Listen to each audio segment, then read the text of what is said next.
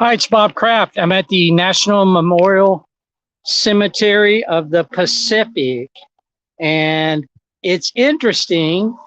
I didn't expect what is going on here. You can see they close at 6 o'clock, and they have a gate where they you can't really get out. And so I talked to the security guard quite a long time. He retired from the or from the Navy after 22 years. We had a good long talk. He's the security guy, and he told me, he said, "Yeah, you really need to go out." And so I won't be here. I won't be at that place. You need to go. I won't be at that place for the fireworks because I'm not sure if I'm going to even be able to see them, but that's okay. He basically, we had a good long chat. He actually has worked here 7 years after he got out of the Navy. And we had a chat about burial in this place and respect. And it was really good. So he's driving around now and telling people that they have to leave. But he told me, he said he works till 6 a.m. And he said, believe it or not, people who are homeless actually come up here and sleep. And he has to get them out, or he tells them if they after he tells them to leave, they don't leave, then he has the authority to arrest them. Very interesting. And we talked about that. I told him, I said, well, I don't think it's really the right place for people to come and homeless to sleep, because there's a lot of other places. And he agreed with that. So that was interesting. And I'm pretty sure he's going to come. And I don't really want to be treated special. So what happens is that, I want to leave when I'm supposed to leave. And uh, he's driving around and telling the cars they have to leave. So that's good. And I also do want to show you, I brought up my flag. Now that's the flag where I actually did a remembrance ceremony with my great grandfather, 5 or 6 times removed, who served in the American Revolutionary War, Colonel Robert Culbertson. My grandmother's name was Culbertson. And so that's, I brought that here because I also want to use this flag. Hopefully they use that for my own burial. I plan to be buried here, and when the time comes. And so I did the flag here. Today is 4th of July. I thought it was entirely appropriate to bring a flag up, and happy about that. So if he comes over and talks to me, I'm going to have a chat with him again. I've learned my lesson not to put anybody on a video without asking them first, because it's really not quite right to do that. And so I'm happy about this flag. I think I'll take it down now. And unfortunately, I wanted to keep it up for the 4th because I think it's appropriate. But I'm sure they have a rule against hanging anything up in this place because it's a national cemetery. And so I thought that's pretty cool. He's telling me I have to leave. Unfortunately, I don't know where I'm going to watch the fireworks, to be honest with you. And the other thing, too, is the van is coming to pick me up at 10 p.m. and I have my dinner packed. I'm going to be eating it right outside the gate. I don't think there's a view there at all. But anyway, I don't mind. And you can see, I'm going to show you one more time here. And then, people here, I told the guard, I said, well, when I'm laid to rest here, meaning died, you won't be able to kick me out. He laughed. He said, that's right. So there you go. There's the sign right there. I think that's very cool. And then there's another one. You can see the pictures there. Beautiful place. And he told me there was another state veteran cemetery, which is also really nice. And I'm actually going to go take a look at it. I do know they do ceremonies over there like they do here. He said it's absolutely gorgeous with beautiful mountains and on the other side of the island. So I'm going to take a look at it. Why not? We'll just stay outside the gate. Oh, cars are still coming in.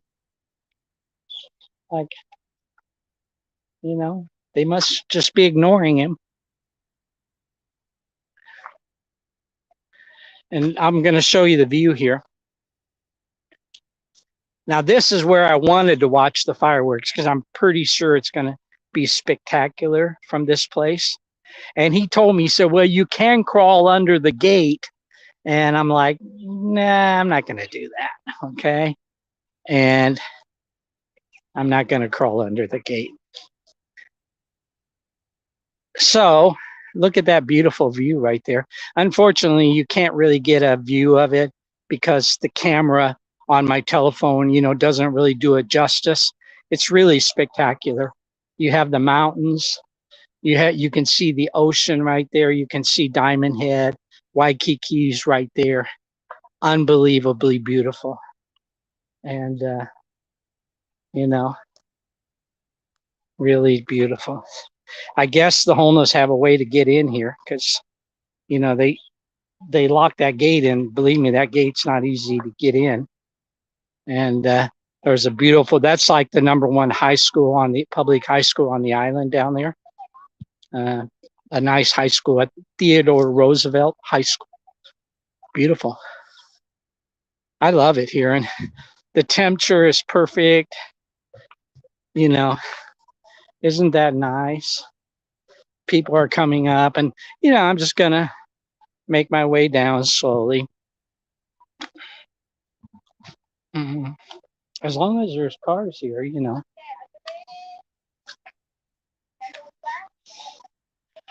And I want to tell you a little bit about this flag. And I did a lot of genealogical research on my family because now it's so much easier than before. We just had books, and you had to go to like libraries, and you had to go to the towns that they were located in. And now with the research, that it's so easy to do it online. So I'm like, interesting. All right. A guy in a dress. Oh, well. And so is that you can do research, and I was able to do a lot of research. We didn't really know too much about my mom's side of my family, and we were able to trace it back very well through birth records, census records, and we know for a fact that there were only 3 brothers that came from Ireland. Originally, they were from Scotland and Ireland, and then they ended up in America, and they ended up going to Pennsylvania. Their whole family lived in one little area of Pennsylvania, and they called it Culbertson Row, the 3 brothers, and they had children. Well, my great grandfather, 5 or 6 times removed, was a colonel, brevet colonel. That means that he was acting colonel, but he was actually a lieutenant colonel in the Revolutionary War. And he was a Continental Army. He was regular Army, and he served in the major battles, Princeton, Trenton, Brandywine, all those battles that took place. So it's really cool.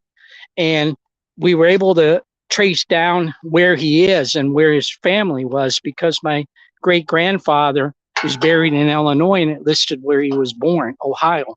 So I was able to then, in his date, I was able to trace it back.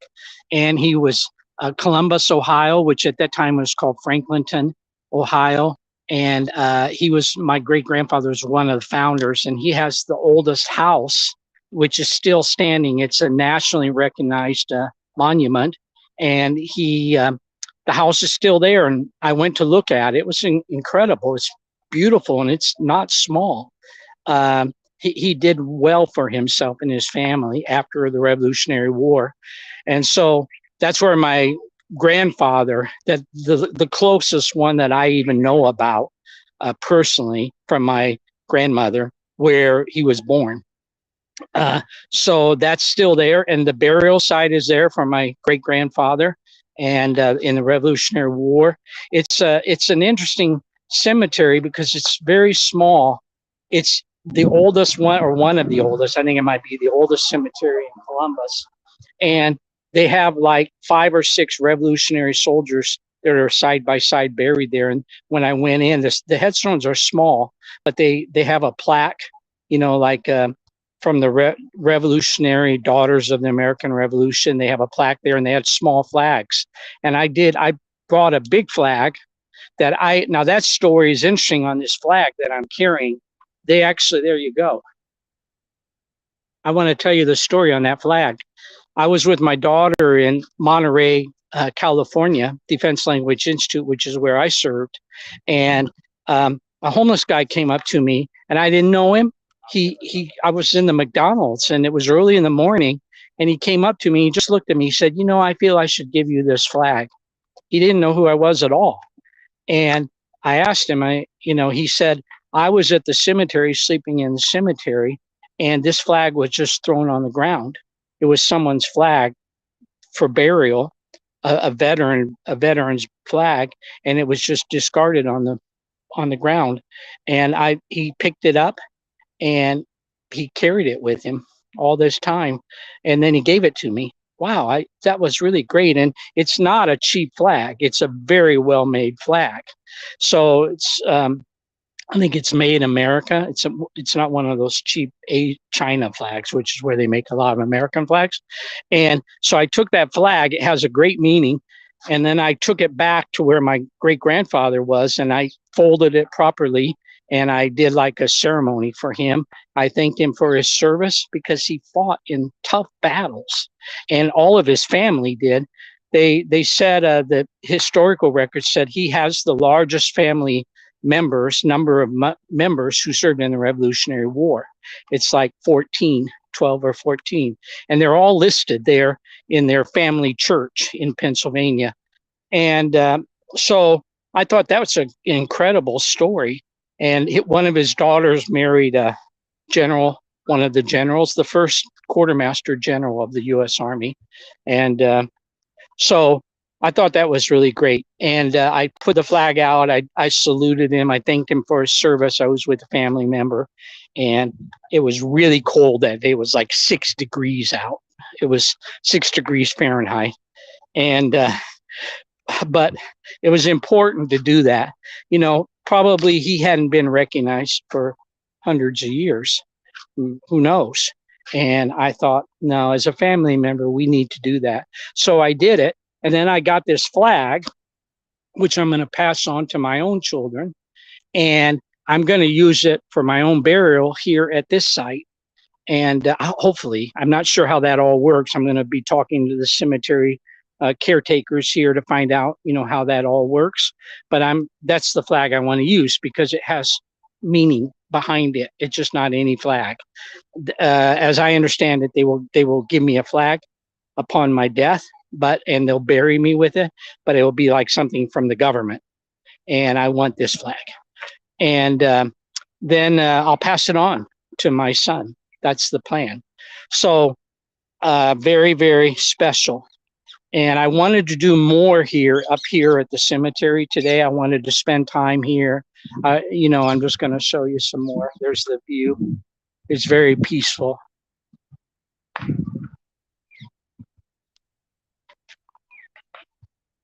Diamond Head is like right there.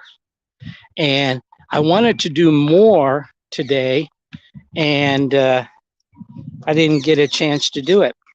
But that's okay. I mean, there's other ways to do things. And I wanted, actually, something I've been wanting to do for decades is I wanted to stay up here the whole night.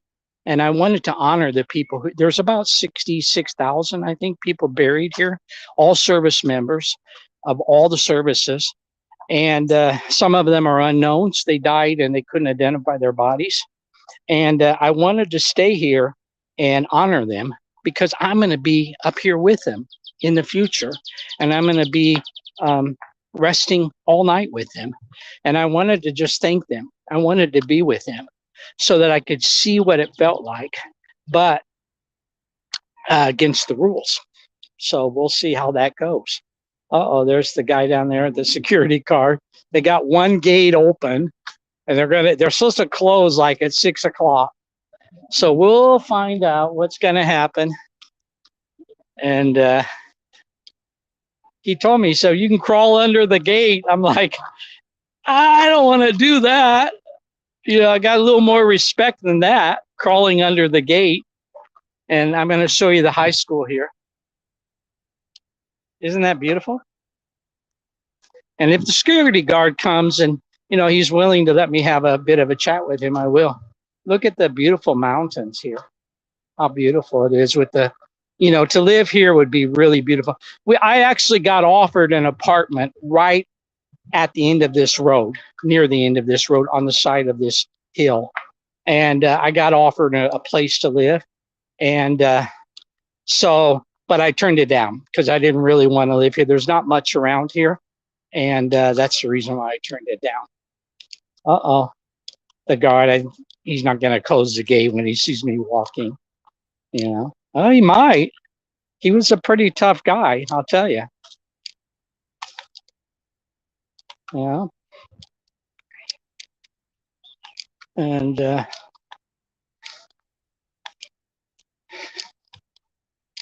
so we'll see what happens.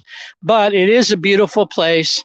And I would say we probably have an hour and a half to 2 more hours before this place, before the fireworks. And I have a feeling just on the other side of this gate, I'm able to watch the fireworks because the van is coming at 10 o'clock. And that's going to be a long, long trip.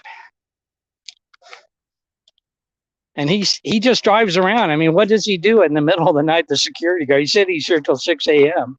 So they probably have a little place he can go hang out in, sit in and have coffee. And, you know, this is adopted by China Burma India Association, 14th Air Force. I like that. China's kind of important to me.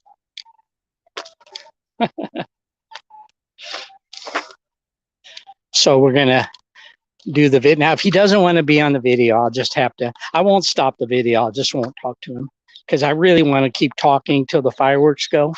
And I'm pretty sure I can watch the fireworks from here. And once I get outside the gate, I think I'm okay.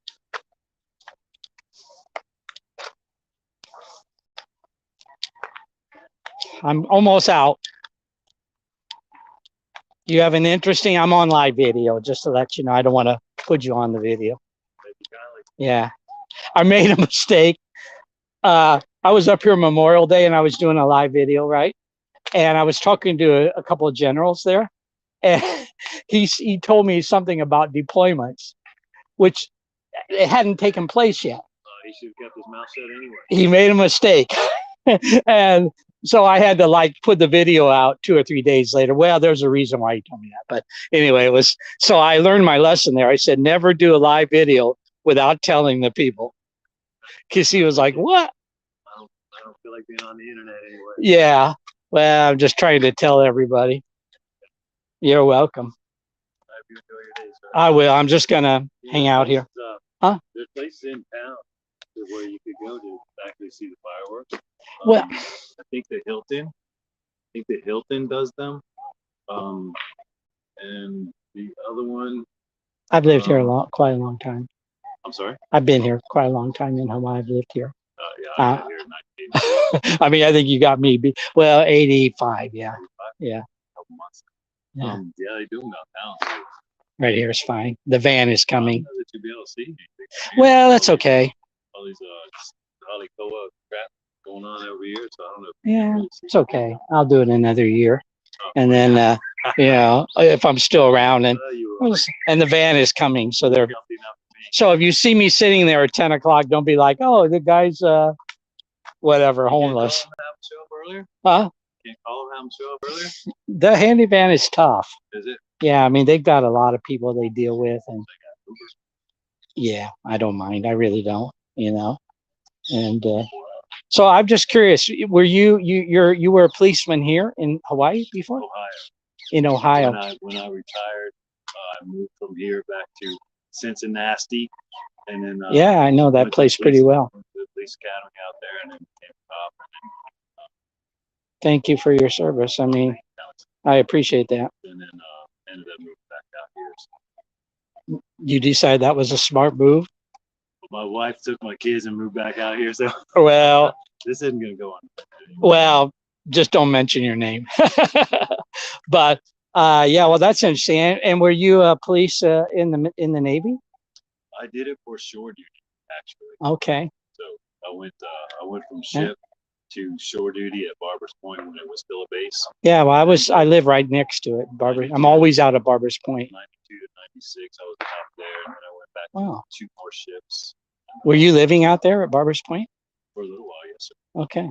Yeah, I know the barracks there, and they've turned it now, obviously, into like nonprofits and stuff. But Well, non-profit. right. I lived in the old housing area where they demolished all that. So it's all gone. It's all gone.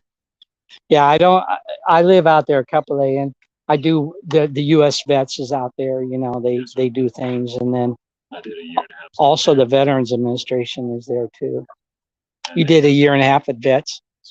Me too. 3 months. Yeah, I have to say they probably saved my life. Yeah, it was different for me, but at that they had Waianae. They have a Waianae place there too. It was tough, real tough. Yeah.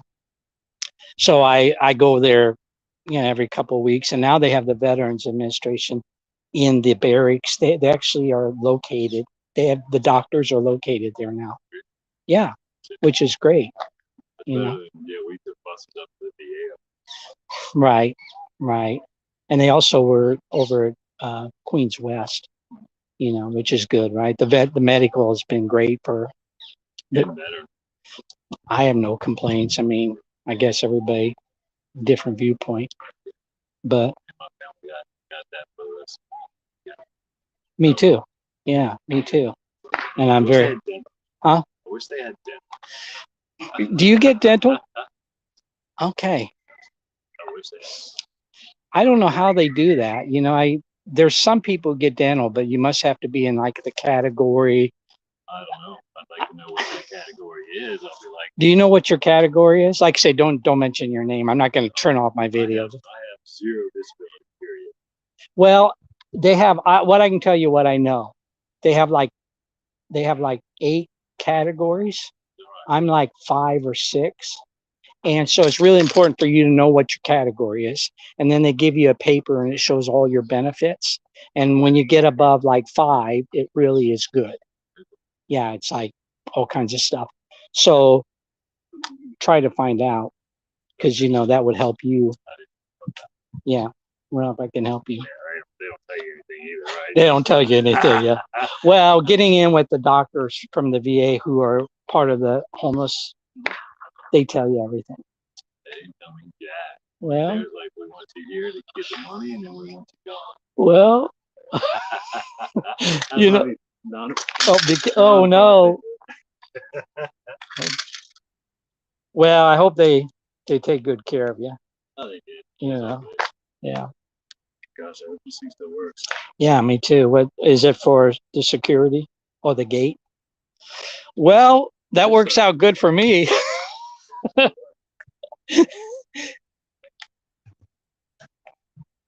Not working. I think you're in trouble. No, it's good. Okay, I'll go out because I want to let you do your job. I gotta get everybody else out of here. I know. Dude, will they come out like they're driving?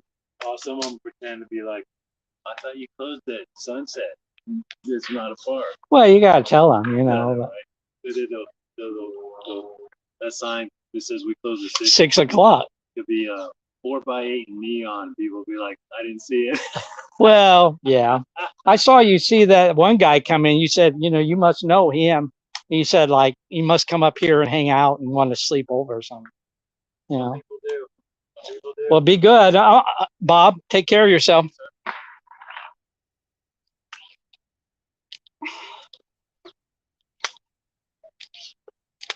Okay, so I'm back. I was really respectful of his privacy, and he was telling me a little bit about his story, and it was good. I appreciate that. He's a security guard. He's not like a policeman. He's private security guard, and then the way that works is, he would call the police if he needed to, and then they would take enforcement action. But probably just him, and he's shutting the gate. He told me I could crawl under the gate if I wanted to get back in. And believe me, I would have to lose some weight to get under that gate. Cemetery closed. But the interesting thing is that's where I'm going to be in the future, hopefully. And now he has to go and escort people out who are driving cars. And he told me, he said, yeah, they just say to people that they don't know, they don't know. They thought it closed at dark time. And he said, well, there's a sign there. It says 6 p.m. I'm just going to hang here. I'll be able to see a little bit of the fireworks tonight. No problem. This is actually where the office is, the main office right there. Like you come in and, you take care of your paperwork and stuff like that. And the temperature here is really great. I'm really appreciative of that. I'm not sure if he's in charge of this part down here. I would guess so, yeah. I just want to see if we can see there's signs saying U.S. property, no trespassing. So, right? See that? I'm going to have my dinner here. And I'm just going to come over here and see if I can look out. I think I'll be able to see the fireworks here if I'm not kicked out.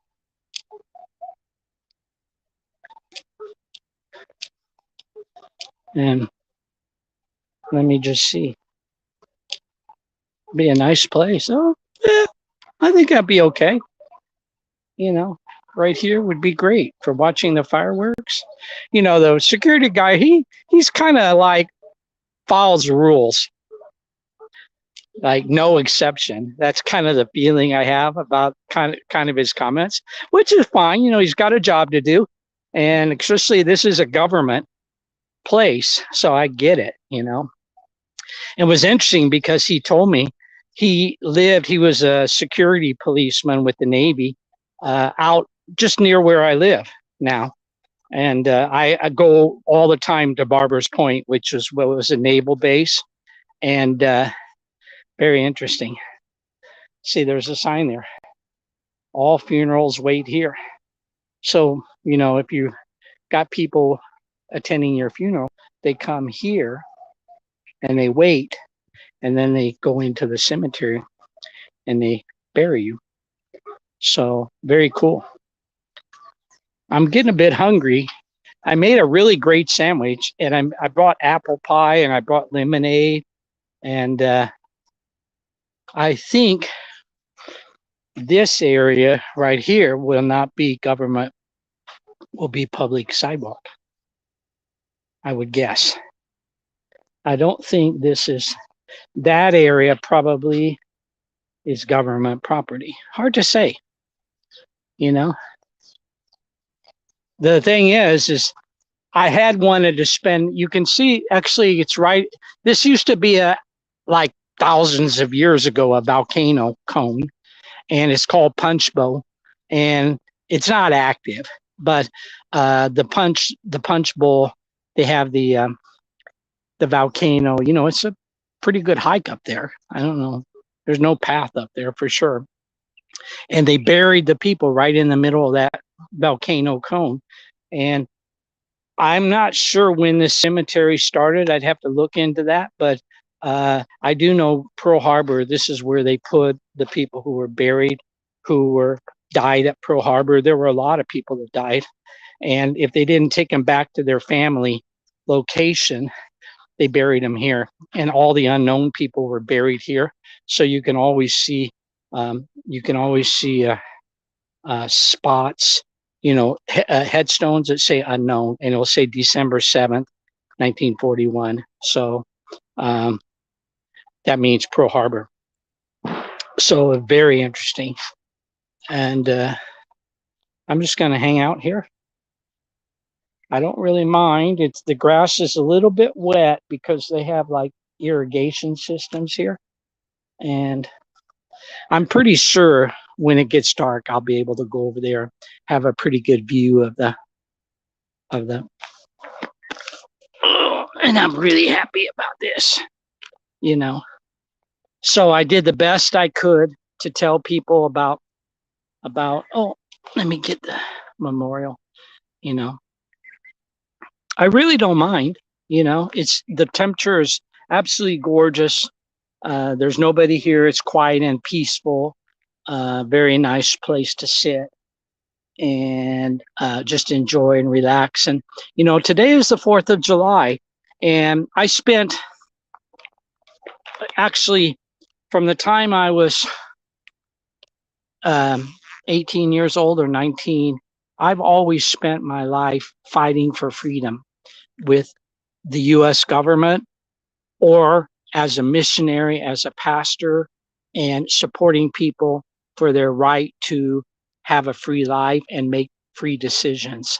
And it wasn't really, you know, the military was, yes, it was a war, you know, it was a war action, but, you know, I wasn't really focused on that, but that's kind of a natural consequence of people whose freedom, who don't have freedom. They fight for their freedom at times. And that's my history of my country and my great grandfather's history. And I always supported that. So in some way, so it's been pretty much a big part of my life, all my life.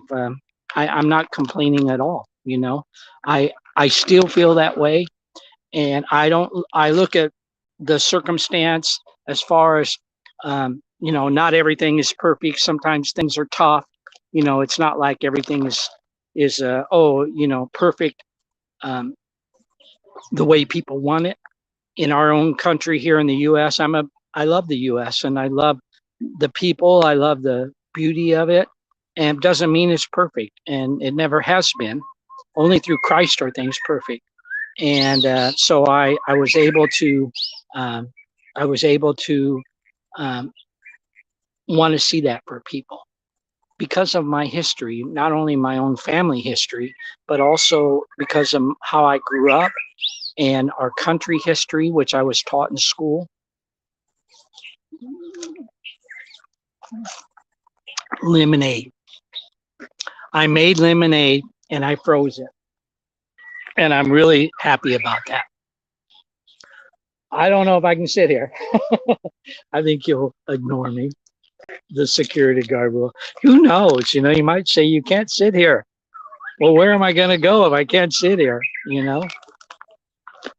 And so, uh, so I spent, you know, if I don't include the from the ages of 5 onwards, you know, when I have a good night. If I don't include the ages of 5 onwards, when I started to learn about, particularly about communism, um, in school and on TV. Gosh, I'm 65 now. That would be 60 years of fighting for people's freedom and the right to make choices.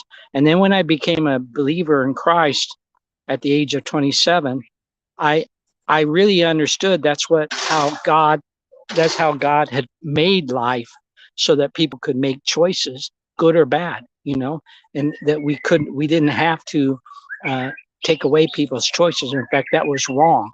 And as soon as that happened, people would react to it. They either lived in absolute fear, which is what's happening in communist Hong Kong now and communist China, or they accepted it in fear and dislike, which is also happening in many places in the world. And then you have places like the US where people actually have choices, but they don't necessarily live in fear. People can do all kinds of things here, you know, and they're not afraid to do it, you know, unless it's something really evil. But so it's a big difference. And I'm very thankful that I was able to see that and experience that. And now, you know, for me to talk for another hour and a half, that's going to be tough to do because I'm not sure what time the fireworks are coming, actually.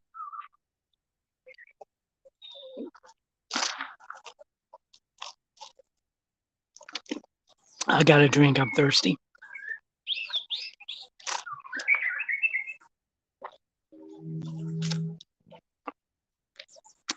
The amazing thing is I'll be sitting here or nearby at 10 p.m. When the van comes to pick me up, it's now 6:30 p.m., 6:35, 7:35, 8:35, 9, 2.5 more hours. Oh no, 6:30, 7:30, 8:30, 9:30, 3.5 more hours. Don't mind. I don't know. You probably can't hear the birds, but the birds are chirping. They're flying around. It's very peaceful here, very beautiful. Hey, who can complain? And look here. Here's my meal. I got my sandwich, ham sandwich there with all kinds of goodies on it, onions, relish, a lot of sweet apple pie that I got from Costco, and actually baked apple pie. It really tastes good. And it was huge. So it's like gonna last me for a long time. And you mix it in, with say ice cream, which I didn't bring with me, but hey, can't complain about that. And then there's my fork and knife in case I need it. I mean, come on now, life is good. And I'm at the National Cemetery of the Pacific, which is where I'm going to be buried. I don't really remember the exact first time I came here in Honolulu. It's above Honolulu. Just you can look down, you can see the whole Waikiki Beach, Honolulu area. It's cool, gets more rain. It's very green here. It's extremely well kept, well managed, and they have ceremonies here for people all the time. And so I know I'm not going to be just forgotten. And so I made a decision. I said, I'm going to go ahead, and that's where I want to be buried. And I don't remember the first time I came here. It could have been 86 or like around that time, 86 to 88, because that was my first trip to Hawaii was 1986. And so from that moment on, I wanted to be buried here. And now it's 96, 206, almost 30 years later, 25 years later. And I'm here, and I'm getting everything set up where I can make that happen. Excuse me, I got to eat my meal.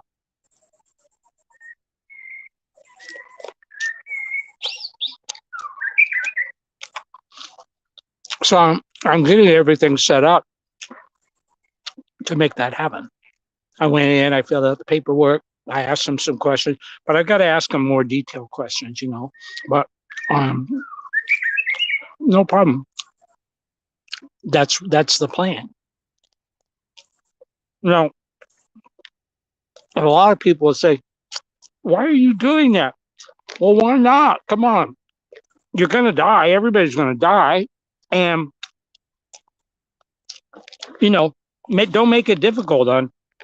Know what's going to happen to you, because that will give you comfort. And then the other thing is, don't make it difficult for other people who have to do it. Get the paperwork in order and pass on stuff that you want to pass on. And so I said, hey man, that's what I want to do, and I'm going to do it. And whenever it comes, it comes. I really feel at peace in my soul. If I died tonight, I'd be okay. I feel I'd be in heaven. I'm a believer in Christ, believe in what the Bible says. And I feel it in my spirit. But the other thing is, I'm just at peace. It's a good place to be. And I just, I'm going to live as long as I can. I do everything I can to take care of myself. I go to the doctor frequently. I get checkups and, all kinds of things. We'll see. Nobody wants, if the Lord, I have to die. When I die, I should say it like that. I just want to ask the Lord, take me quick. I don't want to really suffer, but a lot of people suffer, and I just ask that it be done for the glory of God, so I can bring people to believe in Jesus Christ in some way.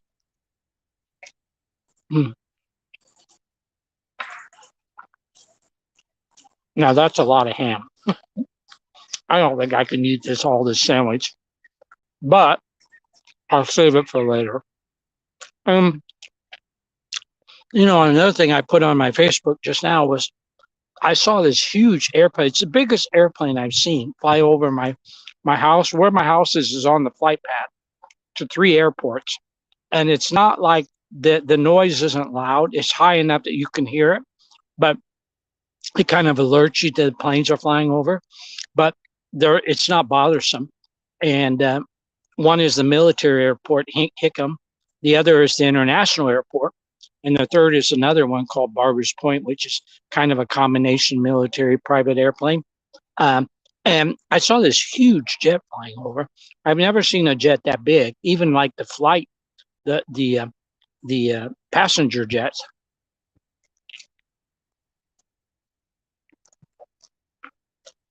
Sorry, I got to eat. I saw it fly over and I looked up. Man, that was a big airplane. And, it was around 5 p.m. So I was thinking, wow, people are coming into Hawaii and they're going to be able to watch fireworks. That's kind of was my first thought. And then I thought, it has a crew of some kind. It was huge. And I was wondering why they were flying into Honolulu at this time of night, a military jet that's huge. And then I did a little research because I was curious. I've never seen a plane that big. And it said this is the biggest plane, maybe, because I'm not an airplane expert, that the Air Force has. And I posted it on Facebook with a picture. And pretty amazing, actually. Whoever was in that airplane, they're lucky. They're in Hawaii on 4th of July, and they're able to watch fireworks. I don't know if they're stationed here. I don't think the Air Force has that many of those planes because they're really big. Mm.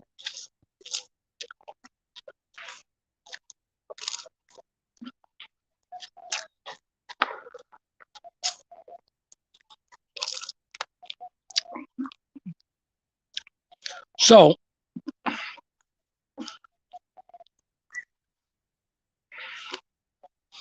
for those of you who don't know, I'm an American citizen. I also have the legal right to live in Hong Kong, communist Hong Kong. But interesting, there was a period of time where the people are coming out and saying we want freedom, fight for Hong Kong, free Hong Kong. So that was what they said. And then the media tried to twist it. It was mainly the British media because they absolutely hate independence from any place. And they would say, oh, it's they tried to twist what people were saying. And I was talking to tens of thousands of people, even more. And they wanted communist China out. They wanted to be free. And that's why they came up with those things that they said. So I wanted to encourage them with freedom. So I carried an American flag. Pretty much I was known by several million people in Hong Kong. There's about 7 million people, population in Hong Kong. And a lot of people knew me either from the TV or just walking around because I was always in a very public place. And I brought out my flag. And at that time, people knew me, and the police, the government, and they knew they couldn't really arrest me because it was legal to have a flag of another country. And they knew I was an American citizen, and they just left me alone.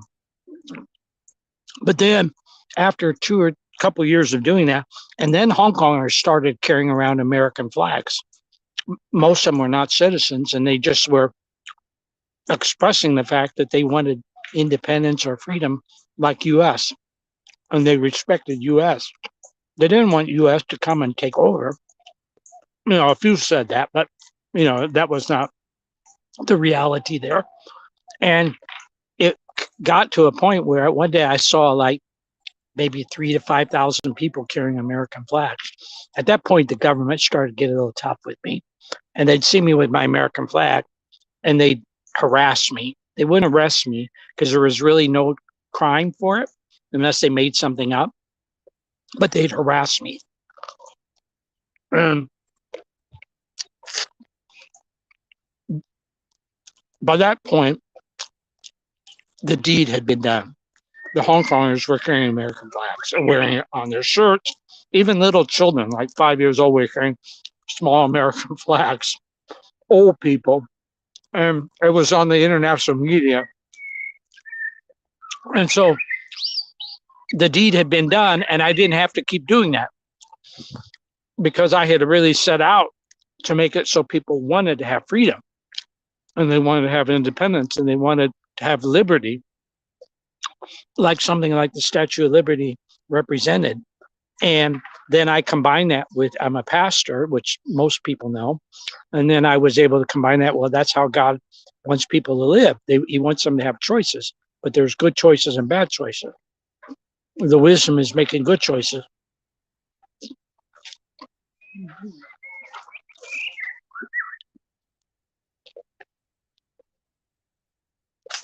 So I did that, and I'm glad I did it. And it got to the point where, you know, I wasn't a real huge threat. I think the government recognized that I was able to do things in a special way. I just could say it was like God's way. They really didn't want to arrest me, but they were having to balance the fact that so many people were listening or doing what I was doing, so which was perfectly legal. And but they didn't like that. So at that point, I said, "Well, I got to leave," and I did. You know, I fled basically, and you know, because of my age. Sorry, I got to eat my sandwich here.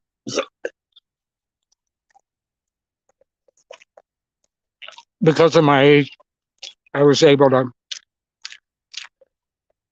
I just thought it was the right time, and went with 2 bags, a backpack, 2 bags. I fled. And I'd always called Hawaii my home since 1986. So that's where I came.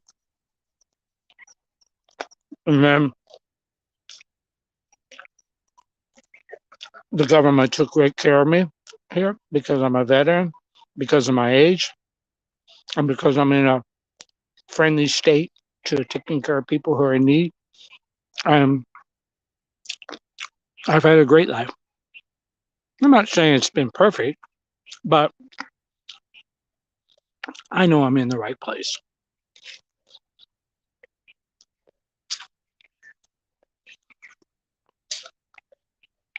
I froze this lemonade up. I've got 2 bottles yesterday. So it was frozen when I took it out of the freezer today. And it's still a little bit frozen, but I can't get all the drink I want. So let me try this bottle, the second bottle, see if that's good. It tastes great.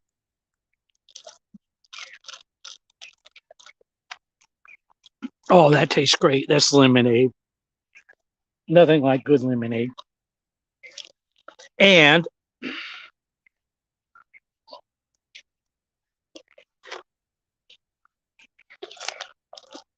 oh man, I hope you're enjoying my time here. I'm the only one here, and it's not going to be a perfect view on the fireworks, but if I can get over there, because that's kind of the government land over there, and they have a security guard who's driving around. If I can get over there, I think the view will be okay. Here it won't be great where I'm at because there's like tall trees right there, tall bushes.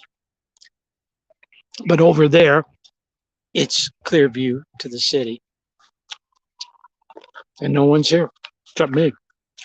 So we'll see. Now, you know, if I wasn't doing something special tonight, I would go downtown Waikiki and I'd watch down there, you know, or another location.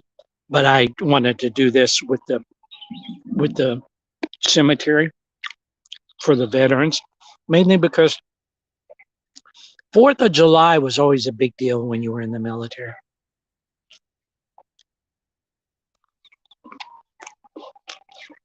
First of all, you had the day off. Most people did. And they didn't really do any ceremonies or anything because it was a day off for people. But every base had fireworks. Um, Maybe the bases didn't have fireworks, or the towns did for sure. But we just knew it was the right thing because it was the country's independence, and we became a military at that time, and we fought the Revolutionary War. So it was really special. And I read the bases, the Army military bases, Navy, Air Force, they actually do fireworks on 4th or on the 2nd, 3rd, or 4th. Um, and you can go near the base or you can go on the base. I could probably go on the base. And, I might do that next year if I'm still here. Plan to be.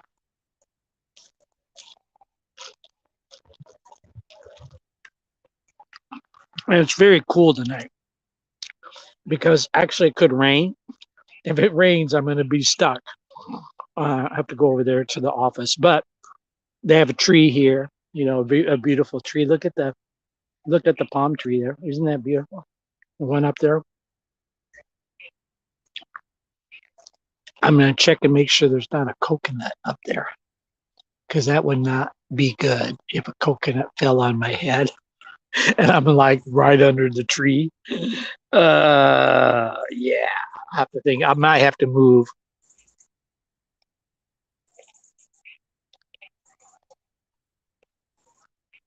I don't see any coconuts, but you never know. You know,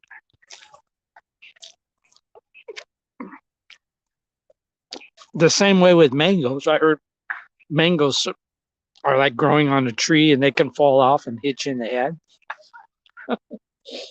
That'd be a that'd be an interesting way to go. Why hit by a coconut and be buried in outside the be buried right outside the cemetery where you're going to be buried. Oh well, not planning on that. Let's put it that way.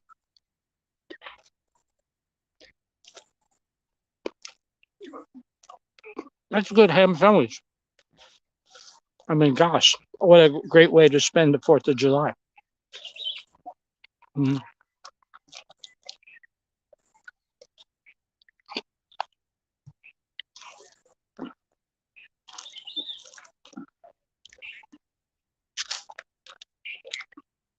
All right.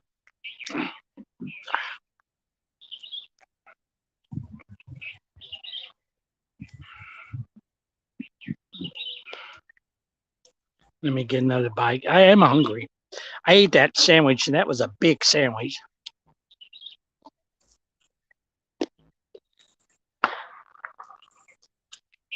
The only thing I would want more on 4th of July would be charcoal hot dogs, barbecue hot dogs. No, not hot dogs. Barbecue hamburgers with barbecue sauce on them. I would want that. And I don't get that very often. And when I was in communist Hong Kong, I got that like not at all because they don't have that. And that was like 28 years. So I'm definitely going to make a trip to go get one of those kind of hamburgers. I mean, I can make it at home, but there's something about wherever. I'm definitely going to get one. But so if I had to do it over, I'd maybe make a barbecued hamburger or bring it along with me. Pre-make it and then bring it along with me. But this area around this area where I'm at, the National Cemetery of the Pacific. There's the sign right there. is actually a very nice area. And these are some of the nicer properties on this island. They're very expensive up on this hillside around here. I've I've taken the bus or the van around those houses around here a little bit. They're very nice, and some of them are older ones, like they're plantation style homes, and they're very beautiful. Um, so it's a very nice place to live.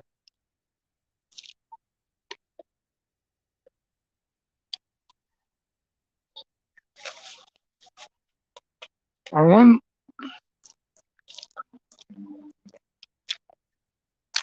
mhm. Boy, that gate, when they shut the gate right behind me, there is no way to get in. That is very secure because right next to that pole, you'd think, oh, you can go around the pole, but it's like a drop off. You know, I don't think you could go around that pole. Oh well.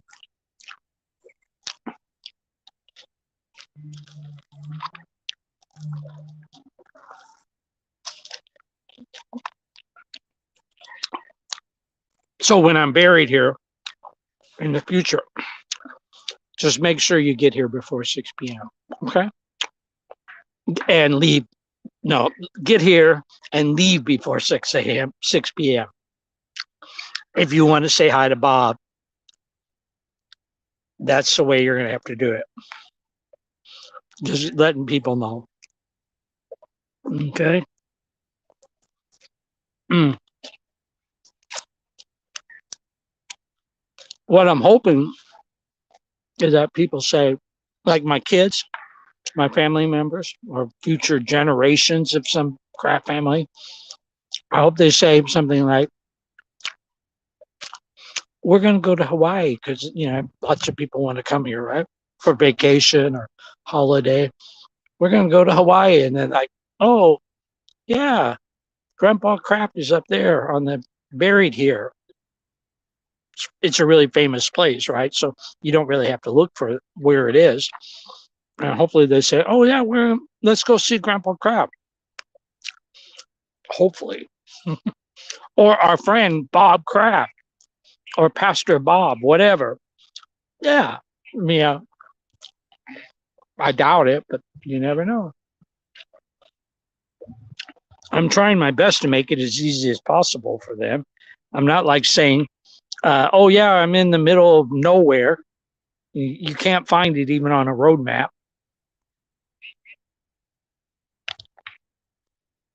Mm. uh, so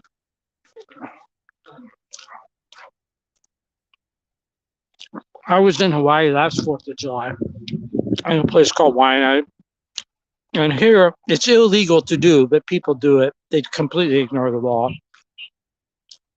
They buy their own fireworks illegally somehow. I mean, it's easy to buy apparently. And they shoot off their own fireworks. And when we're talking about fireworks, like a city fireworks that you go and watch, people like do that from their house. And it's like 30 minutes, an hour, 2 hours of nothing but fireworks everywhere. And I was in an area where they did that. And they were doing it for like 3 or 4 nights, all night long, all day long. And we're not talking about small fireworks right over where you live. Man, that was tough. I was thankful for it, but I'm glad I'm not having to experience that this year because I'm in a different location.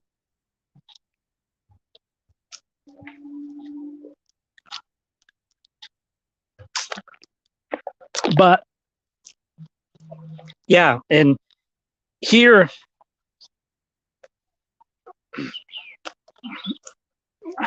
it's a little bit different feeling 4th of July here than the mainland, like where the 48 states are, like Los Angeles, New York, places like that. Um, because this was the 50th state in 1959, I think it was. And before that, it was its own place. It was its own country. And so people here,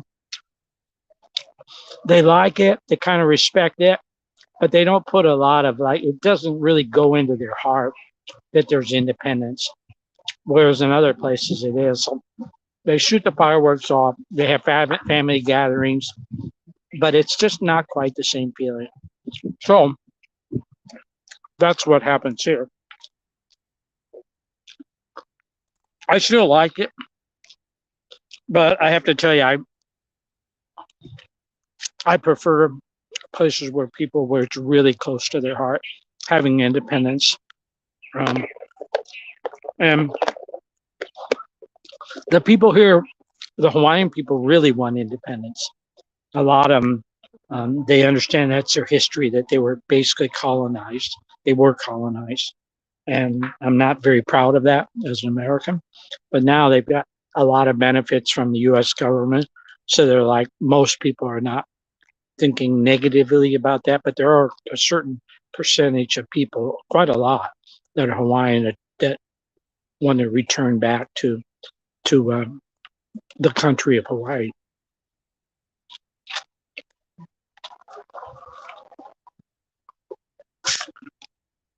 That was like 1911, I think. It was stopped. The country of Hawaii was stopped. So that's what happened there. And hang on just a second. I got to find my spoon. There's a spoon, and right there, there's really great tasting apple pie. And there's a lot of it. I probably could eat it all. I definitely am putting on the calories because it's very sweet. And it tastes great. The apple, the ham sandwich, all gone. And that was a big ham sandwich. Then I've got my U.S. flag here. I know I'm not supposed to like put it on the ground, but I don't really have a place to put it. And I'm afraid to kind of hang it up somewhere because they don't want things hung up here. I can't imagine. The guard is the bit top, and I'm sure the rule is no hanging of things. So I'm like, this is a U.S. flag and it's 4th of July. That's what I would be trying to say. I don't think it'd go anywhere. But we'll see. All right. I might hang it up later. I don't know. Nobody's really watching online. I've got this on YouTube. I've got this on Facebook. It's a bit, I'm not disappointed. I'm very happy with my life. If nobody wants to be friends with me, I'm fine with that. I've had a great life. If lots of people want to be friends with me and know me, I'm fine with that. Okay. But I'm just telling you how I feel. Okay. I've had a great life. I'm having a great life. I'm ending my life exactly how I want to end it. So if no one watches, oh well. I'm glad I can put it up. See the apple pie there? These are really good apples too. I've never made an apple pie, but I do know that you select the right kind of apple. It makes a difference. Those are really good apples. But I also got this Hawaiian leg. I have about 5 or 6 different ones that people have given me through the years. And I brought this along with me. I thought, well, that would be nice. It's like a celebration because July 4th. And then I bought this T-shirt up at Tripler. I was going to wear my West Point T-shirt. And I thought, no, this is the one I want to wear. Tripler, Army Medical Center, Hawaii. There you go. Okay, it's probably reversed, the writing. But, and I don't know why my phone is reversing everything. I got to figure out how to solve that problem because it's not it doesn't look great, right? But anyway, Tripler Army Medical Center, Hawaii. Then there's the crest. There's a cross. That stands for medical, but cross. And there's a flower here. I forgot what those flowers are called. And like a crest of Hawaii. And I spent a lot of time up at Tripler, and I like it there. And so I decided, hey, come on, they treat me so well when I go there, and I really like it. I want to really respect them. So I got this shirt in the PX, and I decided to wear it because I thought, hey, man, why not? I mean, they treat me great.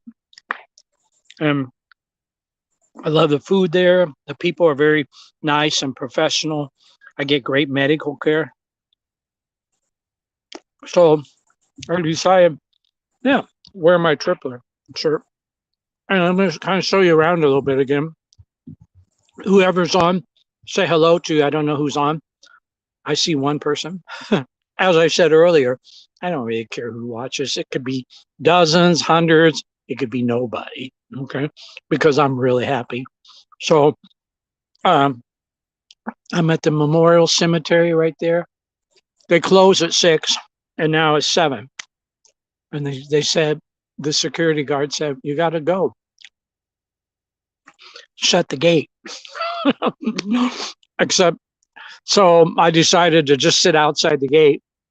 And then down there, that's where the office is. Down there is, I think, an open view to watch the fireworks. I'm not too sure. You can get a good view of Honolulu. Up beyond the gate here is a great view. Got the whole Honolulu, Diamond Head, Waikiki. It would be perfect for watching, but they don't allow it. So that's so much for that. And so I just decided to sit here. I got the man coming at 10 o'clock, pick me up.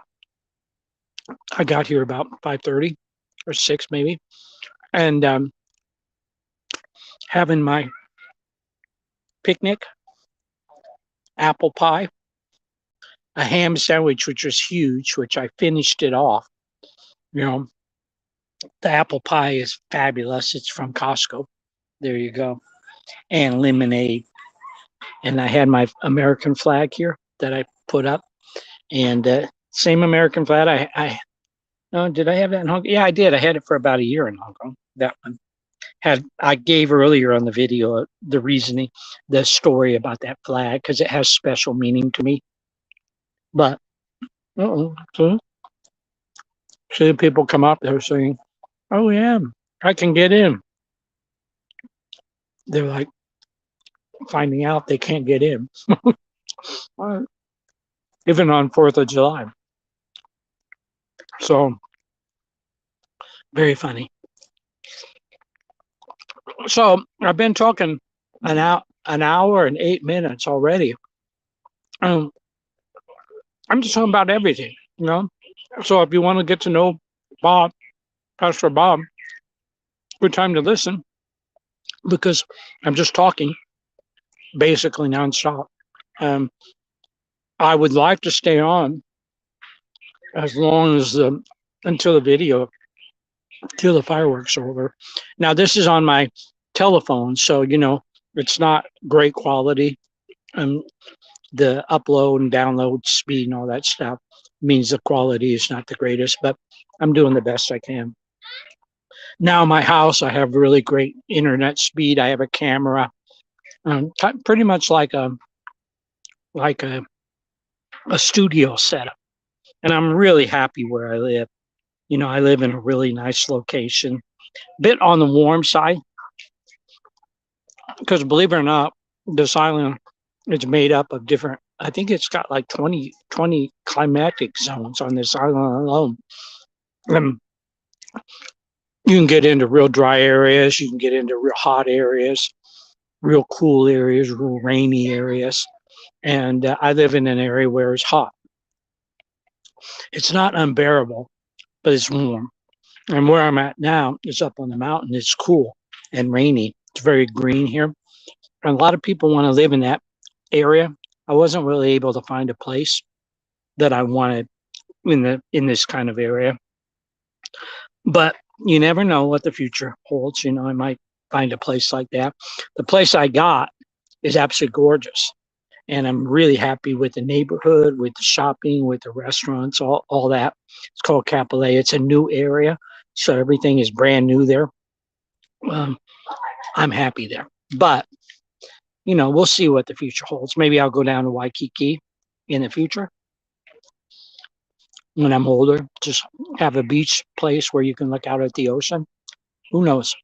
You know, the area, I tried to find the area up on the mountainside where it's cooler and greener.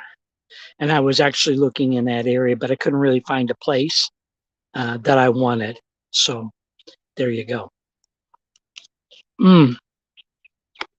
So who's ever online, maybe someone send a message. Oh, I'm going to say hello to somebody because they put a message up on my comment. Thank you. I'll just say hung. Thank you. Thank you for the thumbs up sign and for it looks something like a birthday cake. It's not my birthday. My birthday was like a month ago, so I can call it my birthday. Well, American birthday. July 4th, 1776. That was when America started. Now, how many years is that? I don't know. You can figure it out. Like 240 or 50 years, something like that. Quite a while. We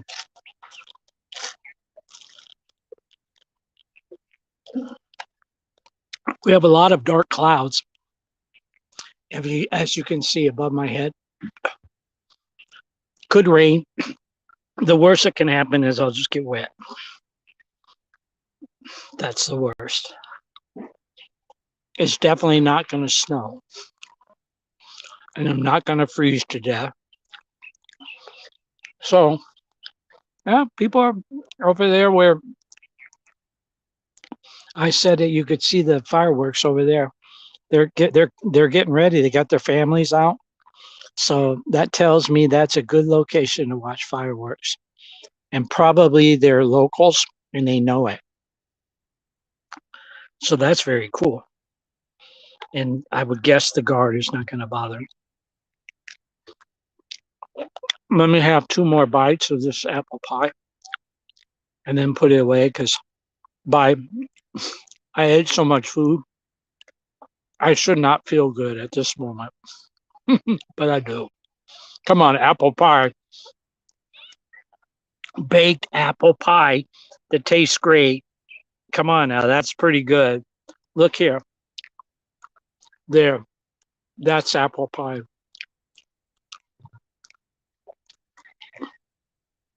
I'm done. Now, you know, I traveled around the world. I think one day I figured I was like 28 countries, not including Hong Kong and Macau, which I consider countries, should be countries. But when I lived in communist Hong Kong, man, I couldn't get apple pie. They don't have apple pies. Can you believe that? And so to have an apple pie is like really good. No apple pie for like 28 years. And all of a sudden you have an apple pie. You're like, okay, I'm pretty happy. Let me get a little more. I'm going to get ready here. They definitely are not shooting off the fireworks. It's not dark enough yet.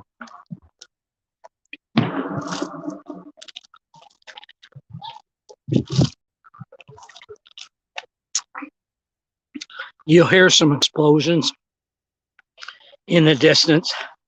And what happens is that, as I said earlier, here people buy their own fireworks, like a lot of fireworks. Even though it's not legal, they do it anyway. And they shoot off their own fireworks. So you'll hear a lot of explosions. Actually, the plan is in the future, I'm going to go to every year. I'm going to go to like special places where they have. I'm going to find a different location for 4th of July every year, not the same location, because they have great fireworks all over the island. And what you have to do is you just have to find the place, you know. Oh, the cars are driving away. I guess they figured they couldn't get in. Okay, I'm putting away my sandwich. And just to let everybody know, uh, I have great medical. I see the doctors, preventative medicine, more than you can possibly imagine. Like, excuse me, like 3 times a week, 6 times a month, 8 times a month, something like that. And it's not like I'm sick. Okay, they call me and they say, we're going to run some blood tests, make sure you're doing okay. And then they'll do the blood test. Okay, we have vaccinations for you, like for pneumonia, all kinds of different vaccinations. Okay, fine. Okay, not the COVID. I did that twice. I'm not going to do that again. Okay, but the other one's fine.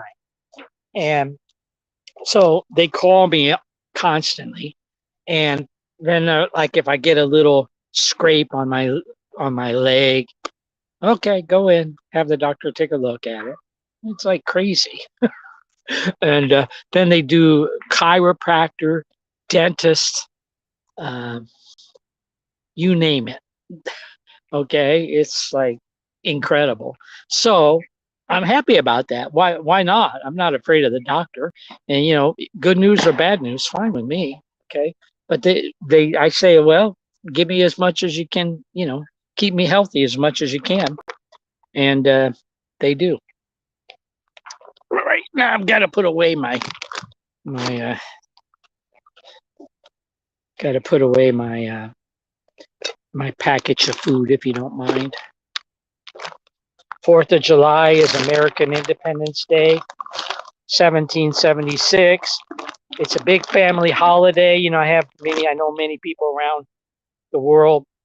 Um, not sure anybody watches me, but okay, whatever.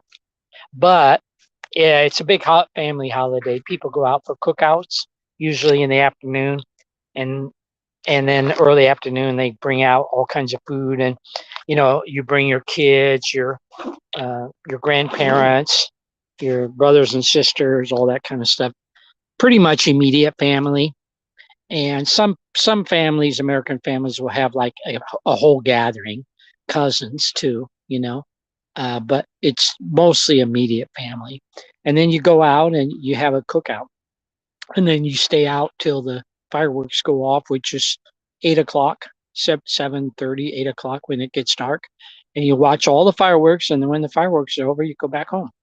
And it's a day off. You know, it's like Monday.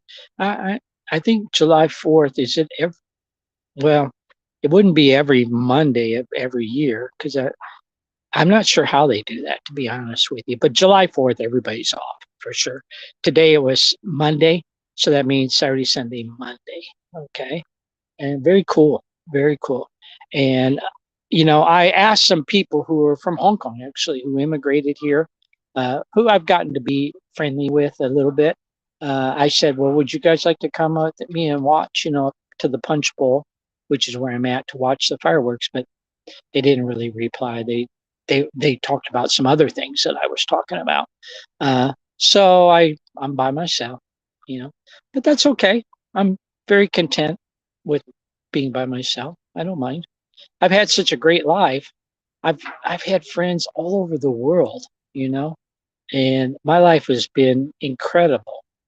Um, so yeah, I don't need to be around people. You know, it's up to them, really. And if it works out, it works out for both people. If it doesn't, it's fine. But you know, I decided today was kind of special because I wanted to do to be up here in the evening time, and even on July 4th because it's special for our country and for all the service members served in the military forces. Um, you know, that's the reason why we served, was the freedom of our country. and I'm one of them. And this is where they bury people. And I decided I was going to come up and spend the evening up here with the fireworks. And it's a great view, a great location, even though I'm not, they locked the gate at 6 p.m. So I'm going to try over there, see if I can see the view over there. We'll find out. And so I just decided, that was the way to do it. And I'm happy I did it. I want to tell you a little bit about this hat. I told you about my shirt earlier. Now I'm going to tell you about my hat. Okay. You see, I got my Army ID right there to get under the base. Okay. There you go. This is Robert Kraft with my picture. Now, what happens is that this hat, Land of the Free, Independence Hall, and it says on the back, Knoxberry Farm. Let me tell you the story of that. When I was a kid, I lived in California for a little more than a year with my parents. I was very young. I was probably 10 years old or something. And I lived there. And we would often go to Knoxberry Farm, which is like an amusement park. It was kind of like Disneyland, but set up in a different way. As famous as Disneyland at that time. So we would go over there. We lived not far from it. We'd go to Disneyland. And they had this building. It was called Independence Hall. The man who started Knoxberry Farm, his name was Mr. Knox. He built this exact replica of Independence Hall in Philadelphia, which was where the Independence Constitution was signed, the U.S. Constitution in 1776, where they met and signed. And he built an exact replica, and people could go in there and look at it, and they did educational tours. And I went to it when I was like young, 10 years old. Well, I've been back to California quite a few times since. And a few years ago, I think it was 2019, went with my daughter and we driving around, and I wanted to do that again. So we went to that Independence Hall. It was still the same, exactly the same. And I bought that hat there, and it says, and plus independence means so much to me now. It didn't mean much to me when I was 10 years old, but now I really understand what they did and why it's so important and how it impacted my family, my life, other people. And I was really happy to get this hat. So even though I have never been to the real Independence Hall in Philadelphia, that's also where they ring the bell, that cracked, was in Philadelphia. They also had the replica of that bell at their exact same size and everything. And so it really meant a lot to me. And I went there and I got that hat and I wore it around Hong Kong a little bit. But it just was more meaningful to me, I could say. People probably didn't read it too much because it's quite small writing. It doesn't have an American flag on it or anything like that. It says Land of the Free, Independence Hall. And I thought, okay, that's kind of how I feel, Land of the Free. So there you go. I'm wearing it today. And I got my Army shirt right there, which is also special, kind of matches the color. And I'm enjoying myself. Now, I think in about 10 minutes, I'm going to move over to where I might have a better view of the city. I haven't seen the security guard at all, which is good. I think he's behind that gate up there where the cemetery is. And I hope he doesn't open the gate and come down here, because that's where I'm going to be sitting, right? And then he'd probably come over and say, oh, you can't sit here, Okay. And I got my flag. I told you the story earlier about the flag. It's really a special flag. The quality of the flag is really great. I mean, I'm sure it's made in America. And it is really, really good quality. Each one of these stars, it's not printed, it's sewn. And let me see. We're made in USA. So there you go. It's not printed, it's sewn, and everything is really double stitched. It's a very good quality flag. So I'm very happy I got this flag. And I told the story earlier about the flag. So I'd really appreciate if you'll go back. Now, who's going to listen to an hour and 24 minutes of Bob talking? You have to be totally crazy, or you have to be lonely, I suppose. or you have to be really like me. That would be who would listen to this video. But hopefully it's really like me. Okay. And so, yeah, I decided to come up here. And it's a great place, man. I'm kind of glad I didn't. I had an offer to take an apartment just down the road here, like 10-minute walk. It would have been great weather, but I just didn't quite like. There's nothing here, just housing. There's no shops, there's no restaurants. You have to go a ways away toward the city to get into that. And so I just decided, no, I didn't really want that. But yeah, it was, no, it wasn't a mistake at all. No, I'm happy where I'm at. And once they start shooting the fireworks off, well, if we don't see fireworks, we don't see fireworks. Okay. I've seen a lot of fireworks in my lifetime. Some of the fireworks I remember that were really special, besides American Independence Day fireworks. Of course, I've seen them in Hong Kong on July 1st. Even before Communist China came, they shot off fireworks. I think July 1st, if I remember right. But I can't remember the exact month and year they did it. Might have been October 1st, but they shoot fireworks off. But the really one that I want to bring up that was really special was Paris. I was in Paris during, they called it Bastille Day, which was the Independence Day for France, when they overthrew the King of France, King Louis, and they have celebration every year on that, and they shot off fireworks. I was actually where Napoleon was buried. At that, it's a very famous building there in Paris. I just happened to be there, and they were shooting fireworks off, right over the city. And it was right in the middle of Paris. So, it wasn't like I was on the edge of the city or anything, but it was really unbelievable. And such a historical thing, and over a beautiful city. The buildings are really old but beautiful.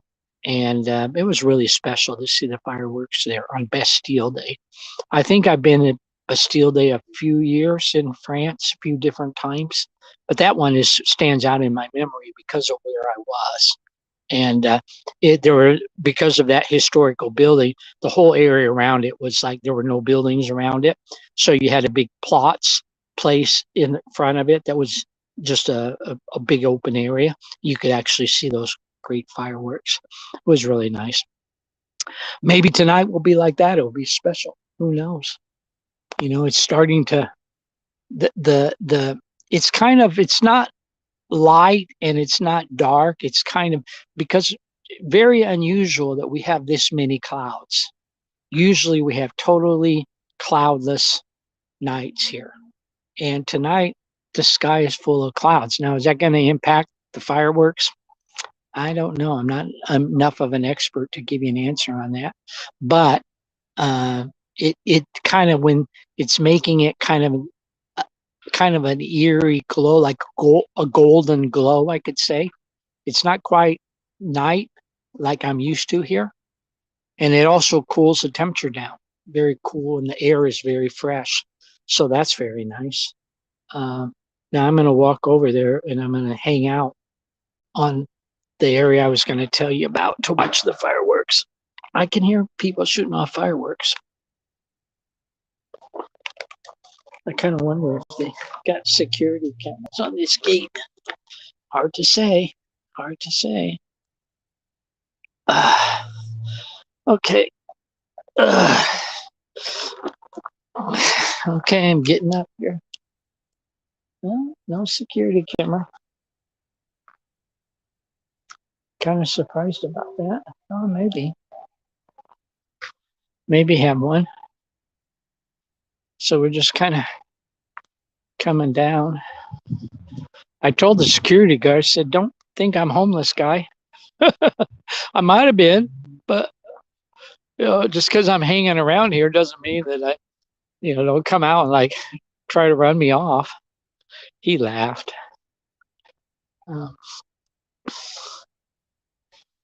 Very pretty. Oh, I heard a big boom there.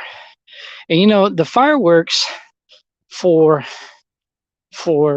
they're significant. They have meaning behind them because when we had our independence from England, we fought really hard, and lots of people died. Lots of Americans and British people died. Soldiers and civilians. And what was happening was that there was, especially the in battle, which was called Yorktown. I think there were a couple of very minor battles after that, but the main battle that brought down the England army was called Yorktown, and that was very intense. The fort was surrounded. Yorktown, it was surrounded on three sides, and then one side was to the sea, so the Brits couldn't escape the fort, and the Americans kept American soldiers kept bombarding it with artillery and shells, things like that, and finally they collapsed. The British surrendered, and they were also the side that went to the sea. The Brits thought that they were going to have their British Navy was going to come and rescue them, because it was the majority of the army soldiers that were stationed in the U.S. in America, and the Brits didn't send their Navy, and they were blockaded by the French Navy, which was on the American side. That's why the French and the Americans have such good relationships even to this day. And actually, it's surprising to people, but the Brits, the England, and America doesn't have a very good relationship, which is another topic, another story. I'll talk about that another time. But the French and Americans do. And what was interesting was that they were surrounded, and they had bombarding it with what do you call it, bombs and things like that. Here's a kid on a nice kid who lives around here on a motorcycle. So they were bombarding Yorktown. So when you see the fireworks and hear the bombs exploding, and that's kind of our national anthem, bombs exploding in midair, the flag was still flying. And that's exactly what happened with us in our history. So when you hear the fireworks or you watch the fireworks in America, it has a lot of meaning to people who are knowledgeable about America. It reminds us of exactly how we fought and how we won and what we had to come up against. And so I'm very, very thankful for that we have that tonight. When I hear the bombs going off, the fireworks going off, and I see the fireworks, I'm going to remember exactly what happened. And what's amazing about it is that, again, I did a lot of family genealogy. It had to do with my family, and they played a role in American independence for sure. So, okay, let's just see. This is going to be, now I'm going to show you the view that I'm going to have. I think the fireworks are going to be right there. And then we have a view here. Very, very nice. I hope they're shooting them off from right there, because that's Diamond Head and that's Waikiki. So I'm pretty sure they're going to be right there. And that's going to be really special. And I'm the only one here. Look here, absolutely nobody here. And it's cool, it's comfortable, and there are no people here, not crowded. And it says, I'm going to read this: visitor information. This is the cemetery, right? National Cemetery. We welcome you to these hallowed grounds. To preserve the dignity, beauty, and serenity of the cemetery, we ask you to observe our cemetery guidelines. Thank you for your cooperation. The following activities are prohibited: any form of sports or recreations, to include, but not limited to, jogging, bicycling, skating, and picnicking; public gathering of partisan nature; smoking or littering of grounds; cutting, breaking, or injuring trees, shrubs, grass, or other plantings, boisterous actions or loud music, drone flying, no pets, cemetery hours, daily 8 a.m. to 6 p.m., Memorial Day, 8 a.m. to 7 p.m. And then they have no U.S. property, no trespassing. I guess all that area down there is U.S. government land. And this is actually the office where you come, and when you have a cemetery, you meet there. When you have a burial, you meet there, family members, clergy, and probably military honor guard. I don't know what's going to happen for me. I'm going to be working on that. I can hear the fireworks going off, but I can't see any fireworks. I can't imagine they're going to shoot fireworks off on the side of where these housing is. But I tell you, where I lived last year, they didn't care about that at all. It was like 3.5, 4 days of continuous major fireworks going off. And the crazy thing was that I remember one time one firework didn't go off properly, and it landed like right outside where I was living, and it exploded. It was like a bomb from an airplane went off. It was crazy. So thank God I'm not there this year, because that was tough. Really, really tough. And I'm just going to show you okay. I got closed out. I thought I was going to be able to stay here and watch the fireworks, but actually you can see the city right there from here. But they make it so you can't really get in. I mean, I wouldn't want to step over that. That ain't going to happen. I would guess the guy in this truck is smart. He probably has figured out you can watch fireworks from here. And you can see Diamond Head right there. It's not far away. And the fireworks are going to be great. Even from here, it would be good. So, and then you have the National Memorial Cemetery of the Pacific. Isn't that great? Department of Veteran Affairs, United States of America. And I work really, really closely. They help me so much, the Veterans Administration. They do so much for me. And I'm very, very thankful that they've been so nice to me. So we'll just wait till the fireworks go off. It's still it's too light for the fireworks. So I don't really need my hat anymore. And that's interesting. There's a house up there. It's weird because nobody's in the house. It's dark. So like, who lives there? I mean, you have a beautiful house with this wonderful view of Diamond Head, beautiful place, and nobody's in it. Wow. Maybe it's someone super rich that put up a house, that bought the house there, and they don't need to live in it. What a waste. That's a great place to be, I'll tell you. Nice trees. So for those of you who have come online, I really appreciate it. Now, it's interesting because I know this is also going out on Facebook and on YouTube, but I don't get much action on my YouTube because I haven't really promoted it, and I've got to spend time doing it, setting it up. But I've got to do more to help promote stuff on the Facebook, on the social media.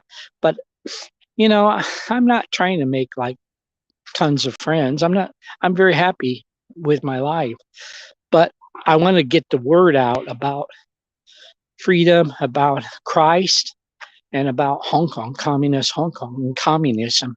I want to get the word out. Those are the 3 areas that I enjoy the most talking about. And let's come over here. I'm trying to stay away from this area because the security guard, I just don't want him coming over and say, "Oh, you have to move," and then I won't be able to see anything.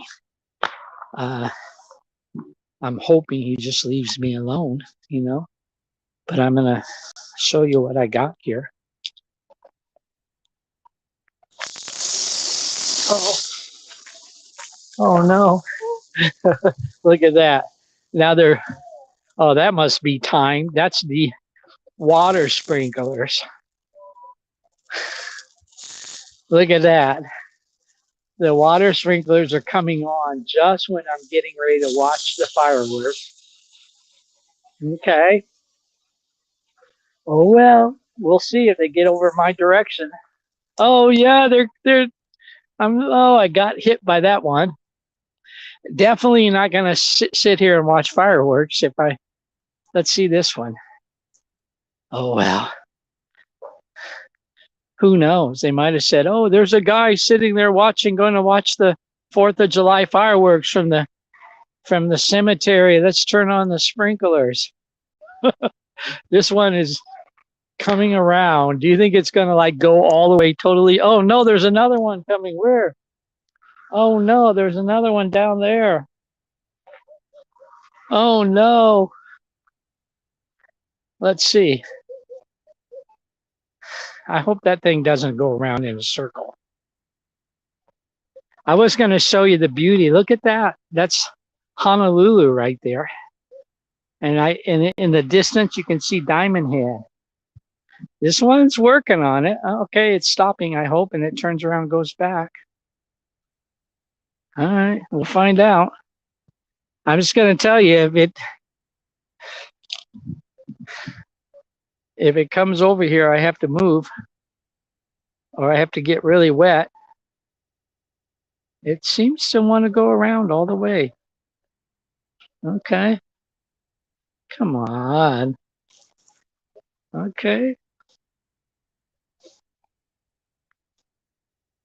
Yeah, it's going around in a circle. Aha, I tricked it. I stepped over the sprinkler. So I got about another 30 or 40 seconds before it gets back to me. Well, watching the fireworks from the cemetery area, because I'm outside the cemetery, is something I'll remember. Look at the beauty of the neighborhood. Now up on top of the hill over there, those are the really nice houses, and most of them. That's the older area of Honolulu, Tantalus, I think it's called. And there's a road that goes along there. And when you come, most tourists don't normally go up there. But what happens is, oh, I got wet.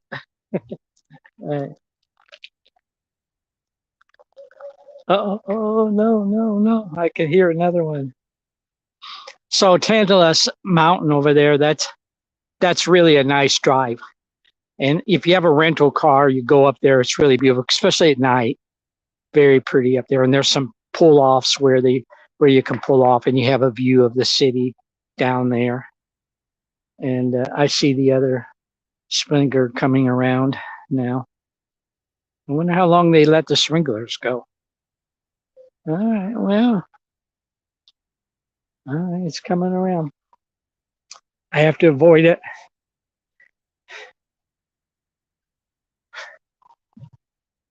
Who would have guessed that? There's actually a girl over there with her camera taking videos.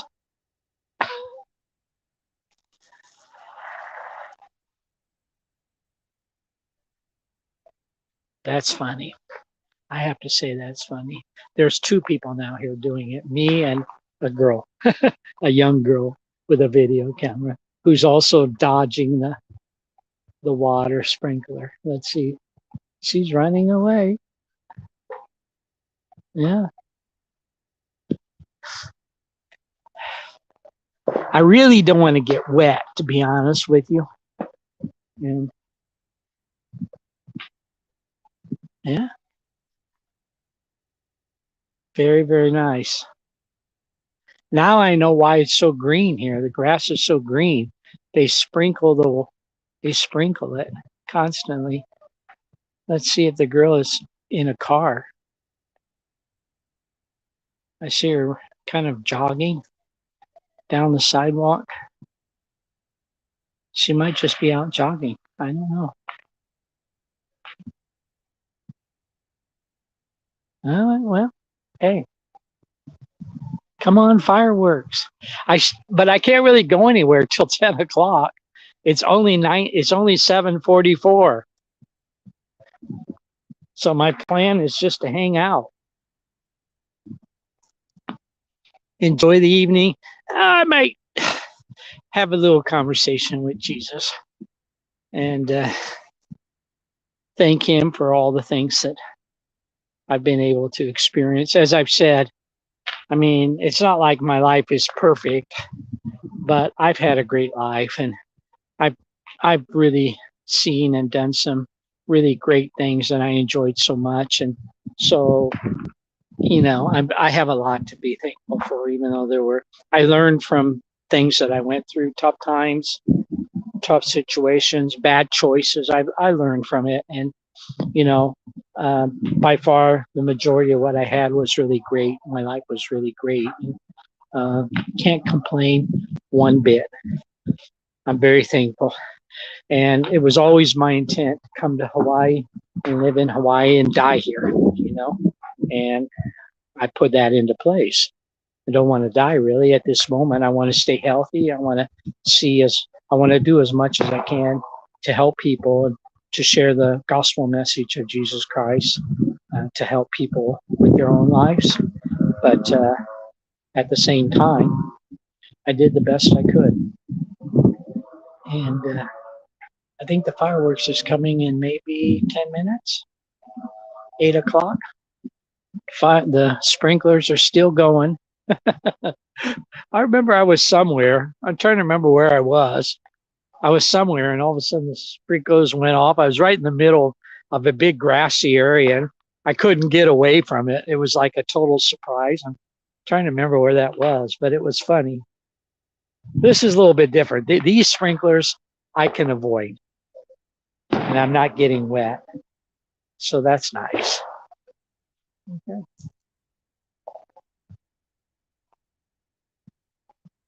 Gotta give the sprinkler a little. It's interesting because the sprinklers are going around in a circle.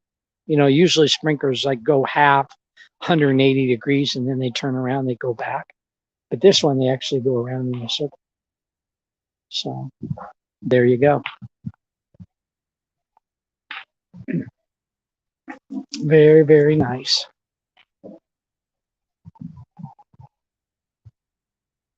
This would be a tough place to come watch the fireworks with a guest. If I was, like with somebody and they said, let's go watch the fireworks. And I said, oh, I've got the perfect place to go watch them. And first of all, not everybody wants to go to a cemetery. Okay, that's the first thing. And then the second thing is, okay, you have to get kicked out of the place with a good view and you find another view. Okay, that's probably doable. Oh, there's a fire. Oh, fireworks. Okay. But then when the sprinklers came on, they'd be like, why did you choose this place, Bob? I just saw 2 fireworks. And remember, the fireworks have a lot of meaning to me as an American and to my own family situation, and to my own life. I fought for freedom for people so they could live free lives. I'm not just spiritually, but also just that they could have a freedom of travel and freedom of happiness. And I did that in so many places, Berlin and Germany, and so it really has a lot of meaning to me, the fireworks. And then also my own family, having found out how many family members served in the military and what their role was. Ooh, I'm getting wet. I wasn't paying attention. Okay, I have to move. Okay, it's going around. And so that has a lot of meaning. And then I served in the military. I really understood we were fighting for people's freedom of choice, freedom. Even the Vietnam War was about that. And East Germany, West Germany, It wasn't like we were trying to conquer places. We actually gave up our own lives to go and do that. The people did. And so many things. So when I watch the fireworks, it really has a lot of meaning to me. And then also, I spent 30 years with people for, ooh, gotta move. Sorry. The fire, the water, the sprinkler got me.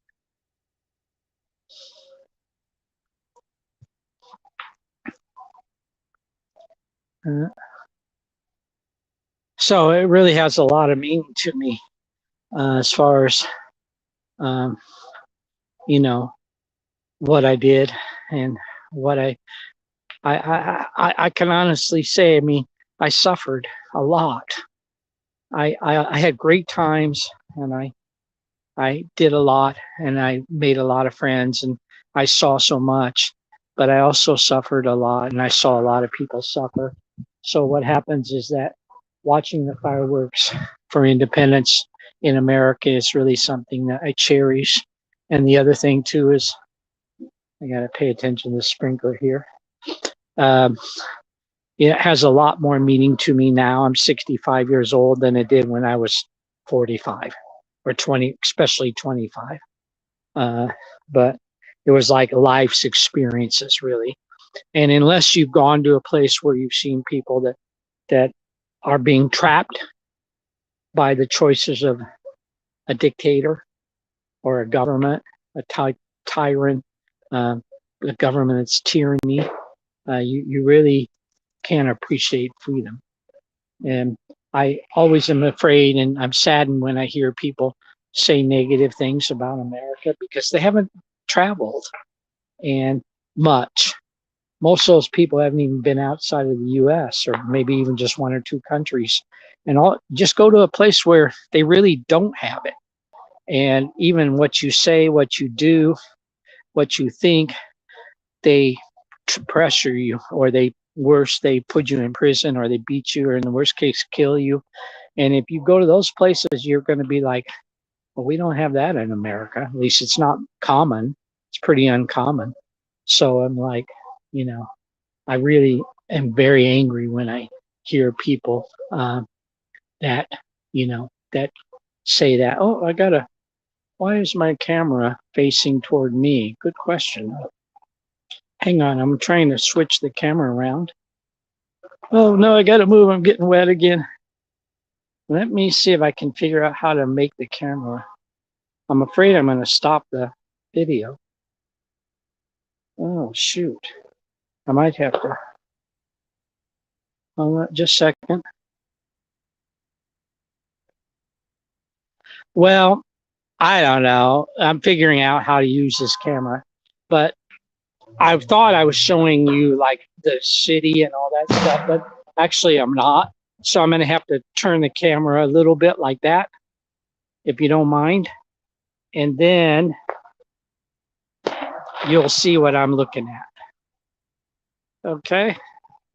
Sorry about that. Well, you got to look at me for a long time. And then they're shooting fireworks off now around the neighborhoods. And they'll be shooting the fireworks off over Honolulu very soon. And sprinklers are going. It's pretty cool up here. I will say that, but I'm not wet.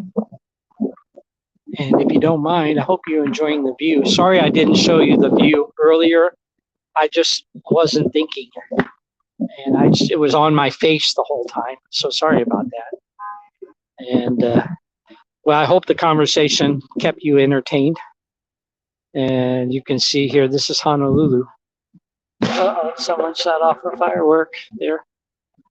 I have to pay attention because once the sprinkler comes around,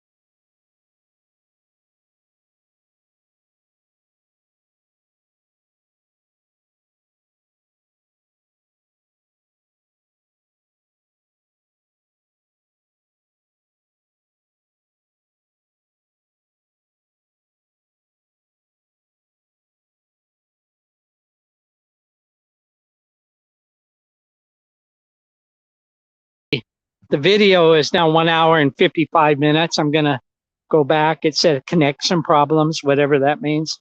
But I hope we can get the video in of the fireworks without losing the connection. Wouldn't that be terrible? But I'm doing the best I can. And they will be shooting the fireworks off very soon. Usually the fireworks last like 20 minutes, 30 minutes probably. And Honolulu, Hawaii.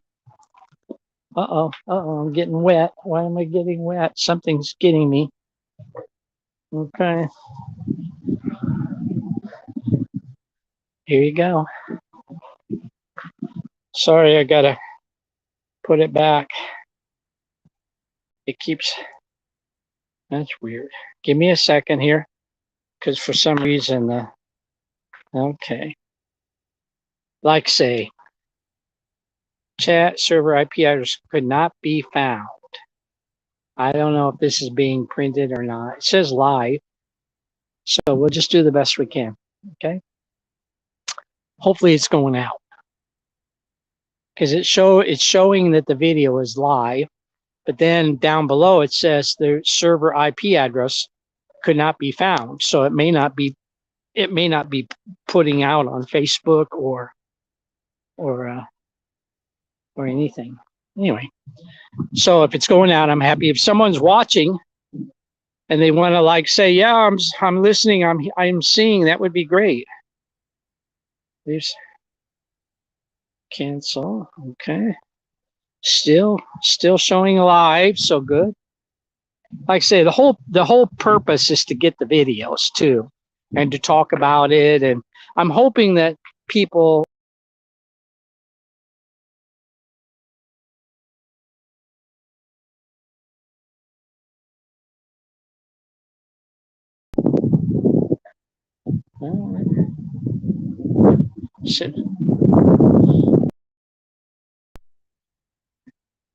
so one of my streams is not connected, it says.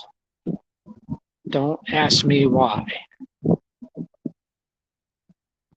Trying to restore the connection, probably because the video is so long,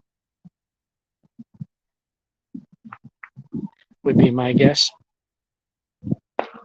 But I'm doing the best I can. I'm the only one here. It's the only person here. Let me put back. Diamond Head is right over there. The city of Honolulu is right there. University of Honolulu, Hawaii is right there. Oh, the water's coming around.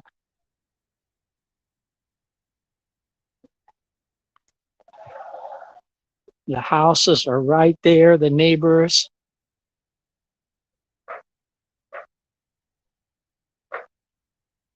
All right.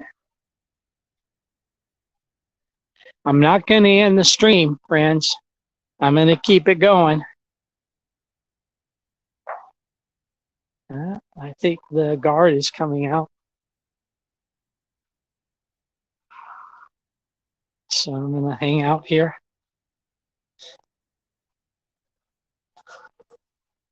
So I got to hang out because the guard is, I don't want the security guard to come out and kick me out. There's a car coming out. So yeah, everything is good. I think he's like trying to figure out if I'm I can't believe the guy won't let me watch fireworks, you know.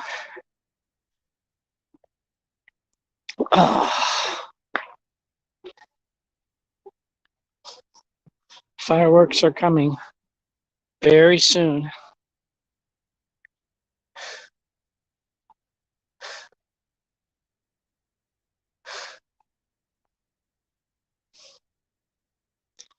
Oh man, he's gonna come out saying you can't stand there. He's tough on his job, I will say that.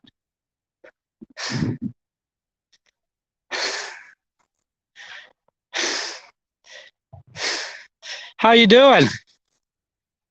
You're gonna watch the fireworks? Are you gonna watch the fireworks? Oh, okay. Been through a war, don't really Huh? Been through a war, don't really care for fireworks. Well, that's something I didn't have to experience. So, okay. Thank you. I have to tell you, step up on this side. Okay. Showing up on the camera down here. Oh, okay. There's a camera. Okay. Got it. Oh, okay. Good to know that. I don't want anybody to get in trouble. Yeah, especially myself. Okay. No problem. I'll do it right here. Yeah. I told you the guy was tough, but he told me 42 cameras in this cemetery and you're on them. Oh, well. 4th of July, for God's sake. Oh, well. I did the best I could. So we'll be able to spot it right here. You can see it a little bit.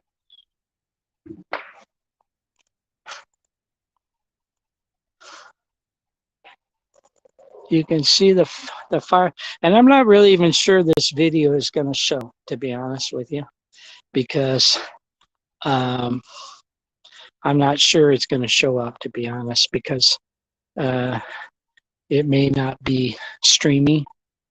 You know, the video is over 2 hours long now, and like I said earlier, who's going to watch a video of me talking for 2 hours unless they're very lonely, they're like insane, or they're really interested in me. I hope it's the latter, okay? But yeah, if nothing else, it's giving you a good chance to hear all about me because I'm talking a lot about things that I normally don't talk about. And the guy's got his flashlight walking around, the security guard walking around the building, you know.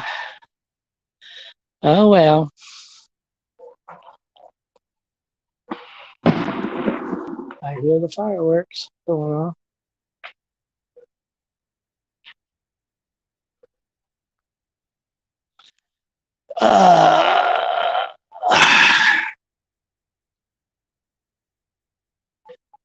And I still have 2 hours, around 2 hours of waiting for the van to come. But that's okay. I don't mind. I'll just relax. I'm definitely going to turn off the video after the fireworks, okay? Just to let you all know. Okay, the video is going off. And I've got my flag, my American flag there. I told earlier in the video, I told the story about this American flag, why it's so meaningful to me. And if you want, go back about an hour in the video and you can listen to it. Why the flag is so important to me.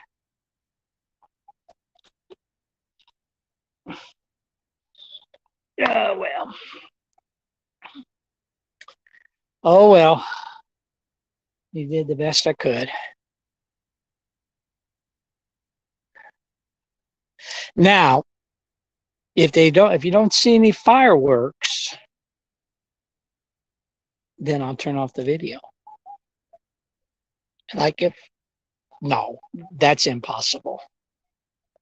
That would be impossible. Here's the security guard car, and I wonder what would happen if I climbed on top of that. I'm sure the guard would tell me that was not allowed. That would be a really good view up there. And there's a lot of fireworks going off beyond those trees, which is where I was standing, where you had a good view earlier. A lot of fireworks going off over there. And I asked the guard, I said, private security guard said, "You going to watch the fireworks?" He said, "No, I'm not going to do that. I was in a war."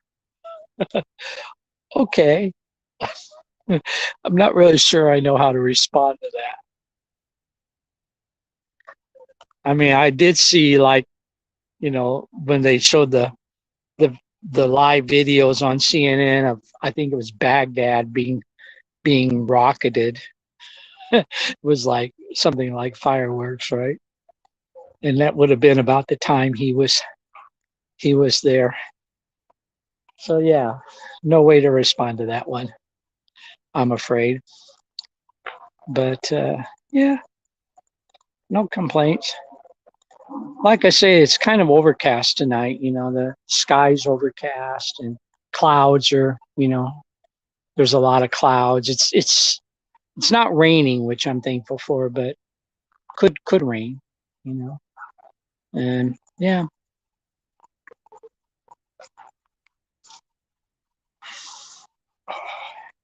my back is hurting me, unfortunately.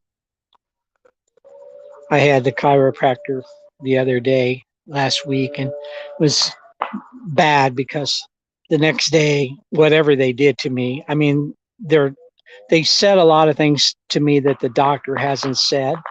And I was thankful for that. They did x-rays on my back and my spine, but I was actually in pain for like 3 days. Not severe pain, but it was very annoying. Same place where I have pain in my back, lower back, and my upper leg. And they're trying to solve that problem. Okay, is the guard, where's he going now? He left the gate open. What's that mean? That means I can go inside? The gate is open. Oh, yeah, I could go in there.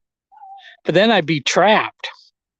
No way to get out unless you roll down the side of a mountain volcano, extinct volcano. If you can see, I'm not sure you can see that's the top of the Punchbowl right there. It's up there. So yeah, watch the fireworks.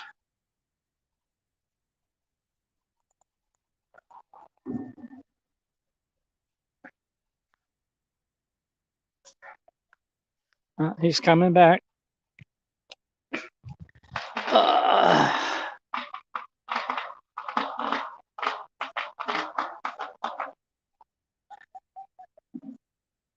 Okay. Come on, fireworks. It's 8:07. They should have the fireworks going off. There he goes. Okay, and he's pushing the button saying close the gate.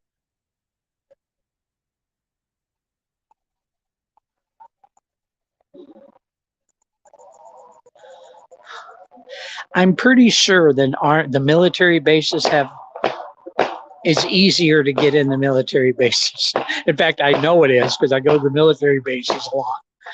It's easier to get in those than it is the National Cemetery. That I'm sure of. And I'm not going to tell you how to get into the military bases.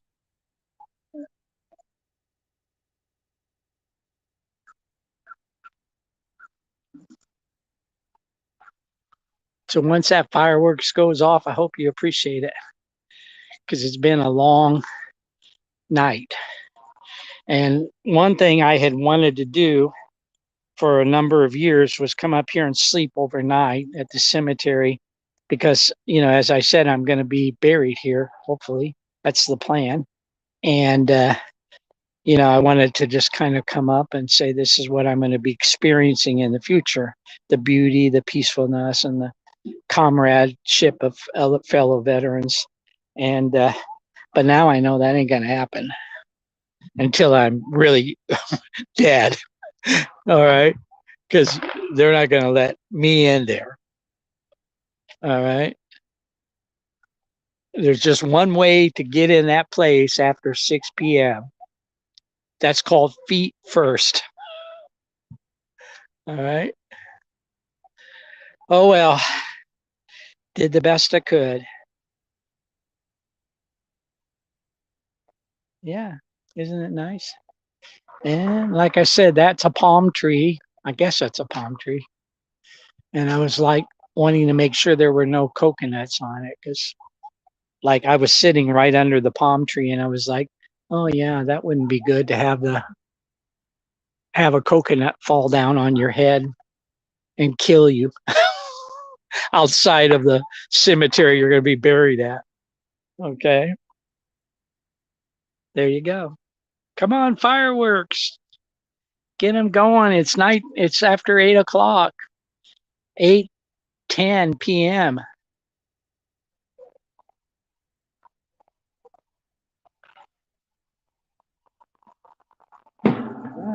I heard something.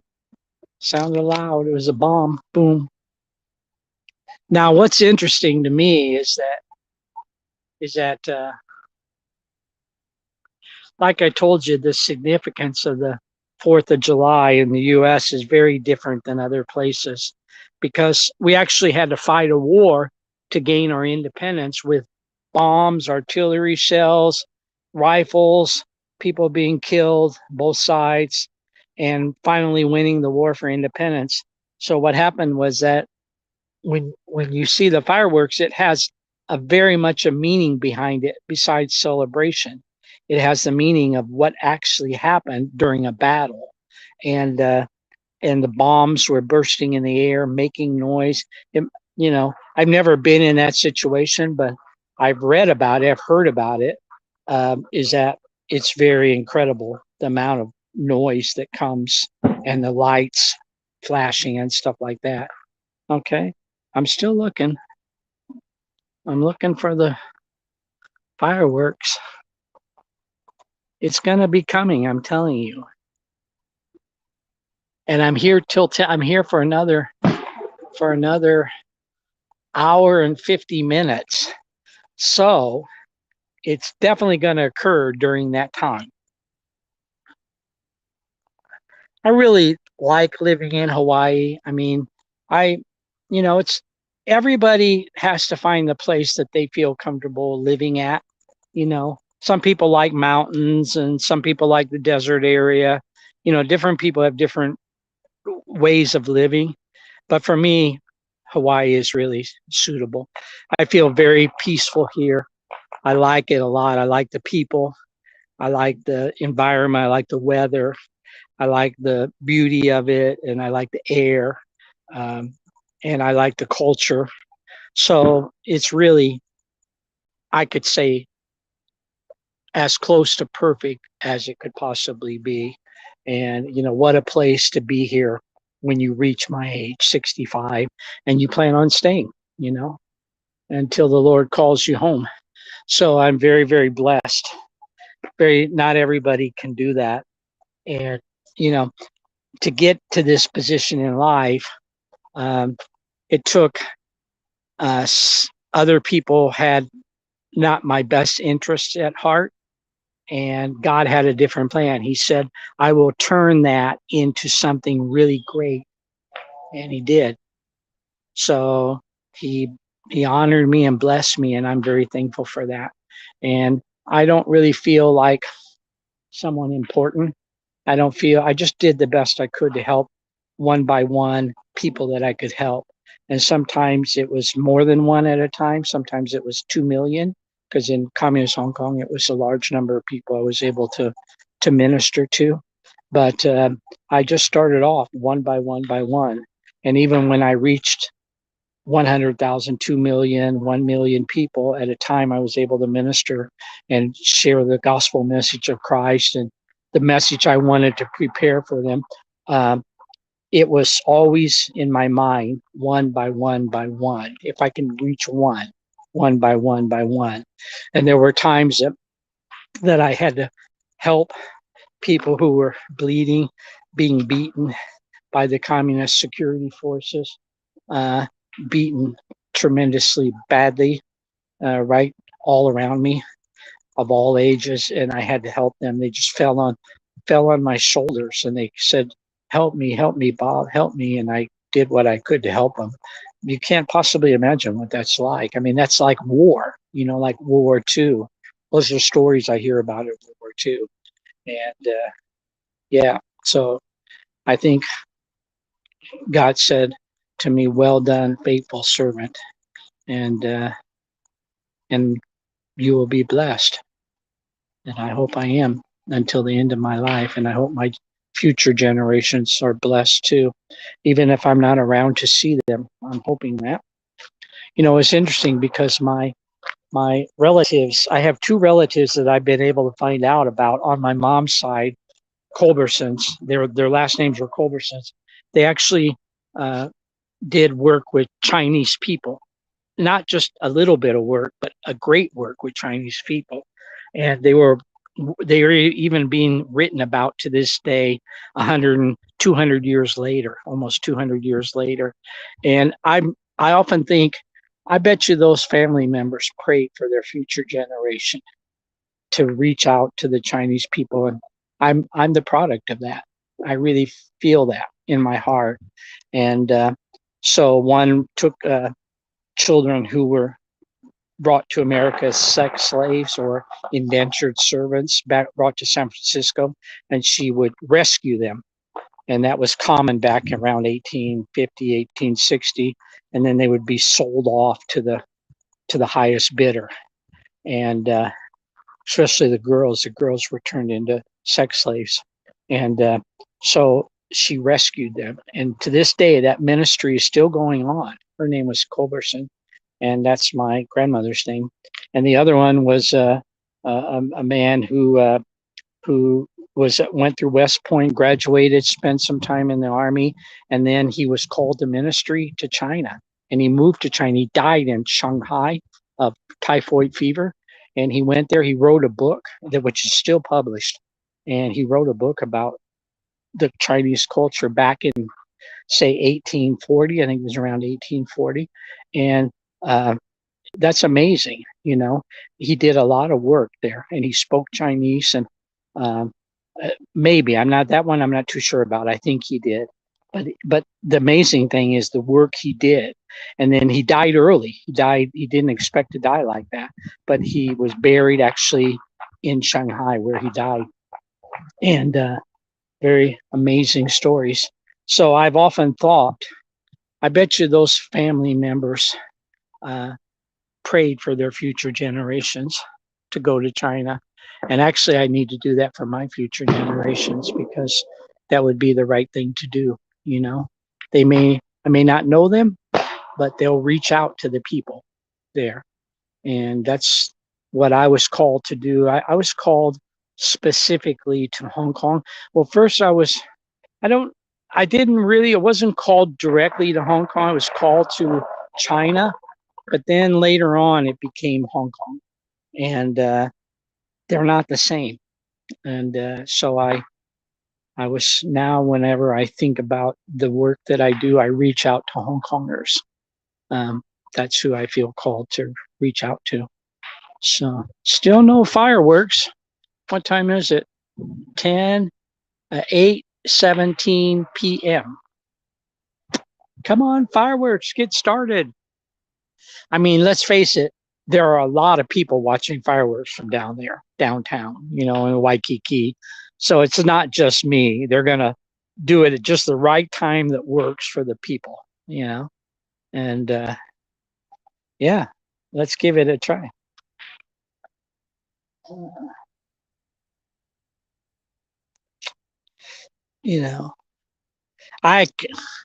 Okay, come on, fireworks. Well, I've been talking for 2 hours and 18 minutes, nonstop. And I'm going to tell you, when the fireworks are over, I'm not going to talk anymore. I'm turning off the video. Okay.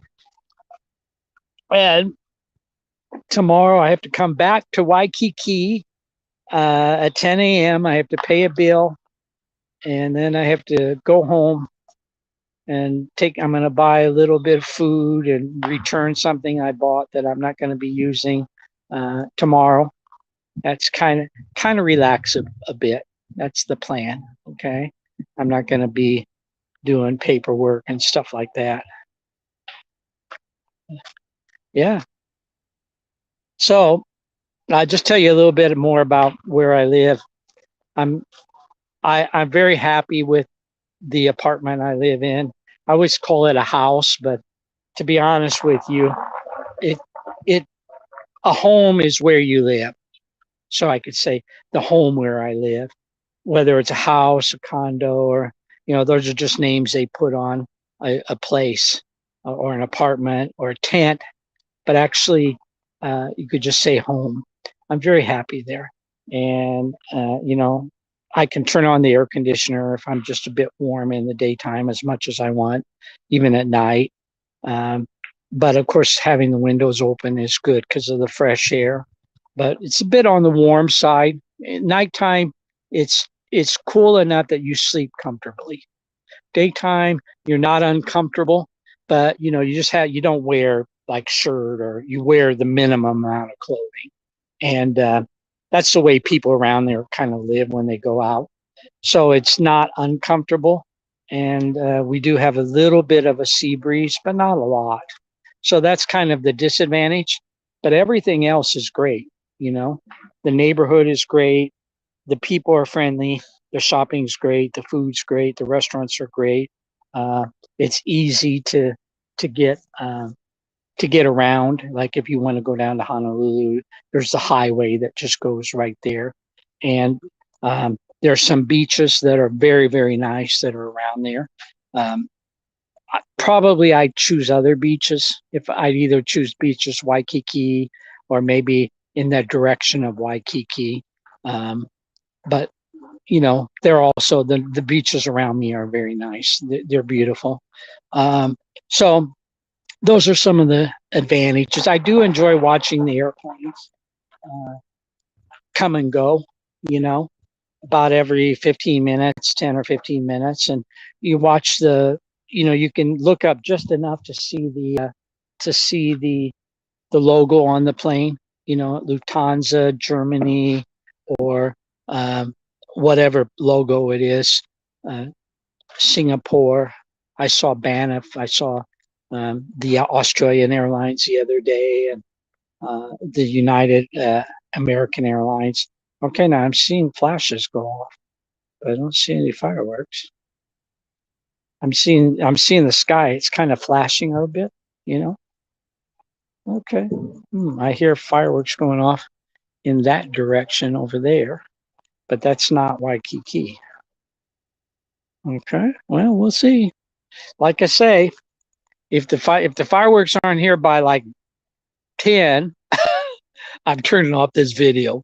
Okay, no matter how much you like to listen to me, it's got to be turned off. So yeah, so going on about my house. So that, yeah, and I mean I've just got it exactly the way I want to live. And I've got everything that I could possibly want. And I've got it exactly the way I want to finish my life out, all the way from the wall decorations to the furniture to the food, everything. And um, I'm blessed, really. So that's pretty special. And I've got the internet connection with TV programs that I can watch nonstop. I've got the internet connection, which is great. I can connect with people around the world. So as far as my house goes, it's great. Great park right around there. Great neighborhood. Um, just easy to go to the shopping areas and the restaurants, which are really good. Um, hey man, can't complain about that. Okay. So I see a guy on a skateboard down there. You probably can't see that. The street down there, that kind of goes downhill, and he's on a skateboard, and it's kind of at a slope, not a steep slope, but a slope. And this would be pretty good for skateboarding, actually. Oh, he's coming back. Okay. How is he going uphill on the skateboard? That's a good question. Okay. I'm not a skateboarder. I know these fireworks are going to start very soon. They're going to come. Happy 4th of July, American independence. All right. And believe me, with the life that I've led, I really appreciate it. Berlin Wall. I was sent to the Berlin Wall by the U.S. Army to learn about it. I wasn't sent there as a normal soldier where you go and you guard and you point your gun over. They sent me there so I could learn why I was there to defend freedom for the people. That's why they sent me there. And I was also sent a couple other places. And that's what they told me. And that changed me, And I saw people who were in East Germany, communist East Germany under the Soviet communist Russia. And I saw that and I said, hey, man, those people are not happy and they're wanting to escape. They want to go somewhere else and they're being forced to live under that kind of system and they're being punished. And I was like, who thinks that's right? So that's what I saw. And that changed me quite a lot. I could say I went to Berlin in 1970, I think it was spring of 1977, or it could have been late summer of 1976. I'm not sure exactly. It was warm weather. It wasn't winter time, and it was nice weather. And so, and then in 77, I came back to the U.S. with the military. So, and then I was stationed at a different location back in Germany. So I knew I had to be in that time frame. So yeah, that changed me for sure. And that was when the Berlin Wall was the real Berlin Wall, not like it is now, where it's just a small section and it's like a tourist attraction. No, it was the real deal that you see in old photos where they were pointing guns at people and they had guard dogs ready to tear the people apart if they got in that area of the wall. We saw the area where people jumped out of buildings to try to escape and they died. They had crosses on the ground with the name of the person when they would, because they could jump out of a building that was like 4 stories or 5 stories. And then they were just hoping that someone would catch them. But if they didn't catch them, they died. It was like crazy, men and women, So that's what I saw. Okay. And that as tough as that was, Berlin and also Germany, I saw the fence area of Germany, which is the countryside, but Hong Kong I was much more involved with communist Hong Kong, communist China, and even the Philippines a little bit. Philippines also had a dictator named Marcos who was running the country and brutalizing people. And that's interesting. Those are like drones up there. I think those aren't airplanes. Maybe they look like drones to me. Yeah, above or helicopters maybe. There's 2 of them up there, and they're very low. They're not high. So yeah, so that was my experience there. For Philippines was when Marcos was overthrown, and so not the current Marcos, but the father. And then I was very, very involved with Hong Kong and China. It wasn't really what I intended to do. My background gave me the understanding and the knowledge, but then because I was right in the middle of that, I had to experience it, and I did. And that also was life changing for me. The reason I do what I do now, where I talk about it and I encourage and I communicate with people, is because I wouldn't be much of a person if I didn't share with what I know, what I experienced, and all the millions of people that I had contact with. What kind of selfish person would I be? And now, because I am able to experience the freedom of America, I can actually have much more appreciation. I can share that, which I'm doing now. And again, I'm still looking for the fireworks. Come on, fireworks. It's almost 8:30 p.m. I thought they'd shoot them off at 8 o'clock. And now I've been on the 2 hours and 30 minutes. I've been on the video. I'm not even sure. It's weird because I'm not even sure how long you can be on a video with YouTube and Facebook. Is there like a time limitation, or do they actually let people do the videos for hours, live videos? I don't know. I hope when I stop this that the streams will display. because that would be very sad to me if I go back and I check my Facebook or YouTube and there's no live video, you know.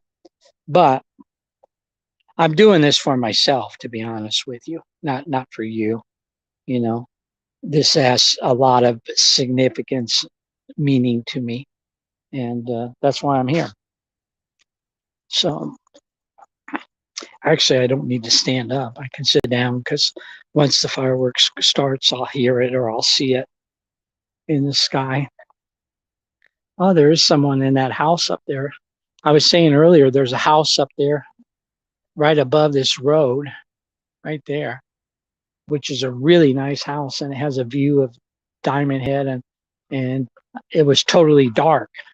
Now they've got one light in there, and I was like, you know, why don't people live in that house? But it looks like at least one person's living there. That house would be really expensive. I can hear fireworks in the distance. Sounds like they're city fireworks, but they're not. They have another town over that way, that direction over past Diamond Head. It's called Hawaii Kai. It's a very nice area. One of the nicer areas, most expensive areas. I would guess they're shooting fireworks off over there at Hawaii Kai now. And then the Diamond Head or the Honolulu Waikiki is coming. All right. I don't think they forgot 4th of July, did they? Did they get the wrong date, or did they cancel it because of the virus? maybe, maybe I didn't read the news, you know. Oh, we're going to cancel this year because of the virus. All right. I don't think so. National celebration for independence. I don't think they're going to cancel it for any reason.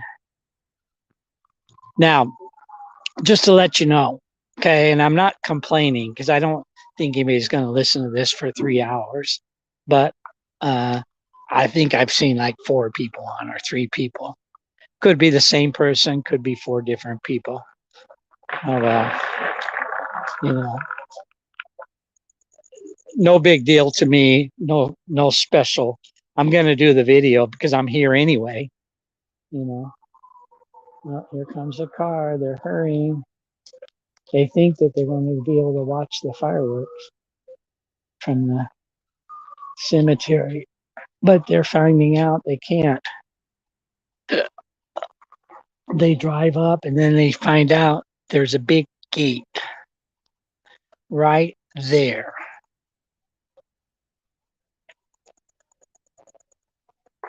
And there's a big sign right there. It says cemetery closed. That's very clear. Like, do they close the cemetery when the, you know, like, oh well, I don't want to make a joke of it because it is a cemetery. And especially it's veterans, people who served in the military. I'm sure there are people there buried there that aren't military people. Maybe not. I've never heard of any that aren't military, but I would guess they are. Or maybe people who were somehow associated with the military in some way, and then they died, like Pearl Harbor. Maybe that was the case. Oh, my back is very painful now because I've been standing the whole time. A lot of airplanes flying overhead, a couple helicopters, because they're realizing this is going to be the fireworks show. That would be really kind of nice to see. Oh, let me sit down. To see fireworks from an airplane. Not sure it'd be safe.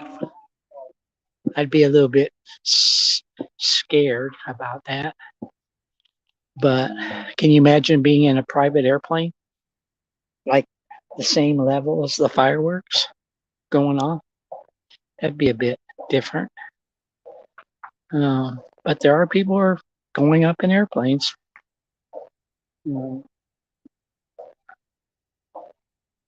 I'm keeping an eye out for the fireworks. I'll let you know. Happy 4th of July. And I'm a terrible, I wouldn't say I'm a terrible singer, but you know, you should say everybody's a good singer, because if it's coming from their heart, it means that they've got the right attitude, the right spirit. It's not about the sound of your voice, but you know, I could sing a song to you that's patriotic, right? But I'm not good at remembering lyrics and things like that, so perhaps that won't do. But it'd be great if we had patriotic songs going off right now, you know. That'd be nice.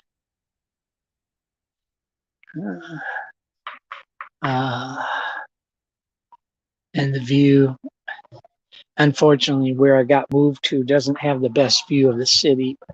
It's okay, you know, you can kind of see it. It's 8:36. When are they shooting the fireworks off? 9 o'clock. I can hear individual houses having fireworks, shooting firecrackers off, and a couple of kind of small fire, you know, kind of like what they call those things, explode in the air. Not sure what those are called, but now a really good place to watch in the future. I want to go to some of the military bases like Pearl Harbor when they do their fireworks down there. That would be very meaningful. Pearl Harbor, and they have another Army base that I could go to, but also kind of the area that I'm living in. That's called the West Side. That's the place where people shoot their own fireworks off, like massive amount of fireworks. I think to go up high and to see the whole, you know, like west side of the island would be really interesting.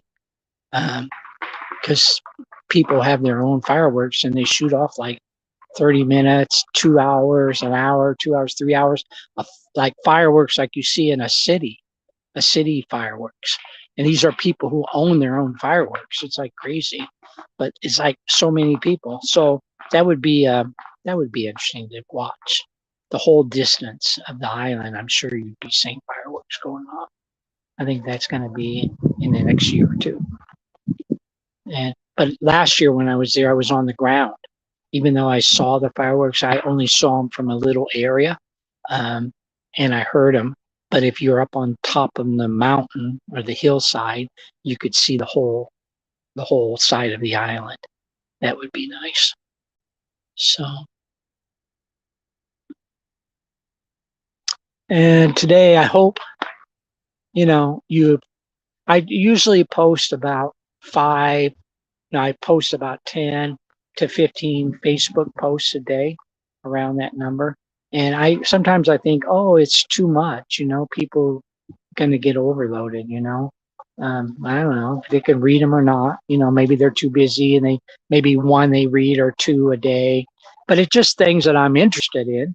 It's not like I'm trying to convince anybody of anything. It's what I read and what I'm interested in. And I post, and sometimes I make a few comments, a few sentences. But today I posted, you know, a lot about the independence, a little bit about China, Hong Kong. But yeah, you know, some songs, and you know, I hope people appreciate it, because there'll be a time when you won't get a post from me. You know, I mean, I'm really sick or I'm dead, and you'll just say, "Hey, man, Bob hasn't posted in like a week or a month." Oh gosh, there was a big boom there. Wow, that was loud. And so, you know, appreciate them while you can, and make comments, because it does take time, you know. And I could easily not say a word to anybody, and hopefully it's something that's helpful to people. I see something else. I think it's a flying out, something with light coming toward me. What is it? It's quiet. Is it a UFO? I'm out in the middle of the dark by myself, you know. Is it like a UFO? What is it? Is it a play? I'm not going to show you because you won't see it on the camera. It's going very slowly. It has a light.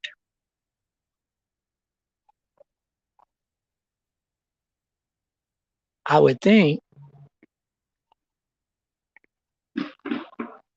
I think it's a drone.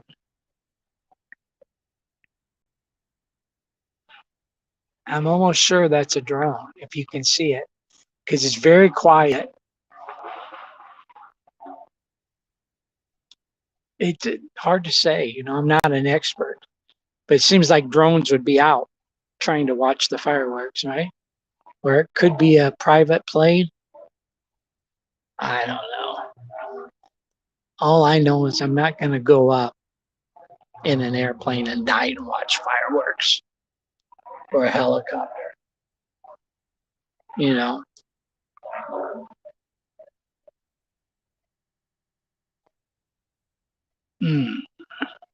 It turned out really nice today. I thought we were going to get rain.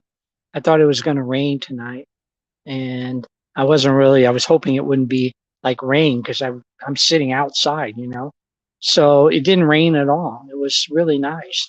The temperature is really great. It's overcast, but the temperature is nice. And there's a breeze. It's probably about 67 or 8 degrees, somewhere around there, that area. About centigrade would probably be about 20, maybe 20 degrees. And no rain. I'm sure it's raining in other parts of the island though, because these are rain kind of clouds. Up on the side of the mountain, that's where they'll get the rain, right? Or down a little bit lower. Another thing that would be nice about this island would be the waterfalls. If you know where to go, and you have to kind of time it right, because when they get rain up on the mountainsides, they would have nice waterfalls. And that would be nice to go see. But I haven't done it. And you have to kind of know how to time that, because it can be dry. If it's dry, they're not going to have a lot of rain. They're not going to have a lot of waterfalls. I was offered a place to live over on the other side of the island called I don't even know how to say it. It's where the Marine base is, Kino or Kanoe or something like that. And everybody said that's like a great place to live. I've been over there a lot. I've gone on the highway around there. I don't know the area that well. And they have absolutely unbelievably beautiful mountains over there. And they have green. It's green because they get rain on that side of the island. It's cooler. They have beautiful beaches. And I was offered a place over there, and I didn't even go over and look at it because it's really far away from Honolulu, which is where I wanted to be, around the Honolulu area, and where the Pearl Harbor and the military bases are. And but people kept encouraging me because they had a place over there for me, and they wanted me to go look at it, and I just didn't want to have to do the drive, to Waikiki or to Honolulu area. So I didn't even go look at it. But they said that area is absolutely fabulous over there, beautiful. And I've been enough over there to know that it is gorgeous, And that's also where they have a lot of flowers because of the rain and the sun. They have a lot of sun, and they also have rain. So they get a lot of flowers over there. I'm still looking. All right. I don't know. 8:44. Maybe they're going to start the fireworks at 9. It doesn't matter to me if no one's watching. I can see now. There might be on YouTube or on YouTube because it doesn't show up how many people are watching, but it says 0. It's just me. All right, and it's 2 hours and 45 minutes. So anybody who's watching this or going to watch it, I've said earlier, there's only 3 things I can draw a conclusion. One is you're incredibly lonely and you need to watch 3 hours of me. Second thing is you are really insane. watching a person for 3 hours talk on YouTube. Or you really, really like me and you like what I say. Hopefully it's the latter. All right. But either way is okay with me. Okay. If I could just see somebody watching the video, I'll be like, yeah, okay, I'm happy about that. All right. And how much battery? I have 22% battery left. So not a lot of battery power. They better get these fireworks started very soon. I did bring a backup battery. Oh no, I didn't bring a plug. So that ain't gonna work.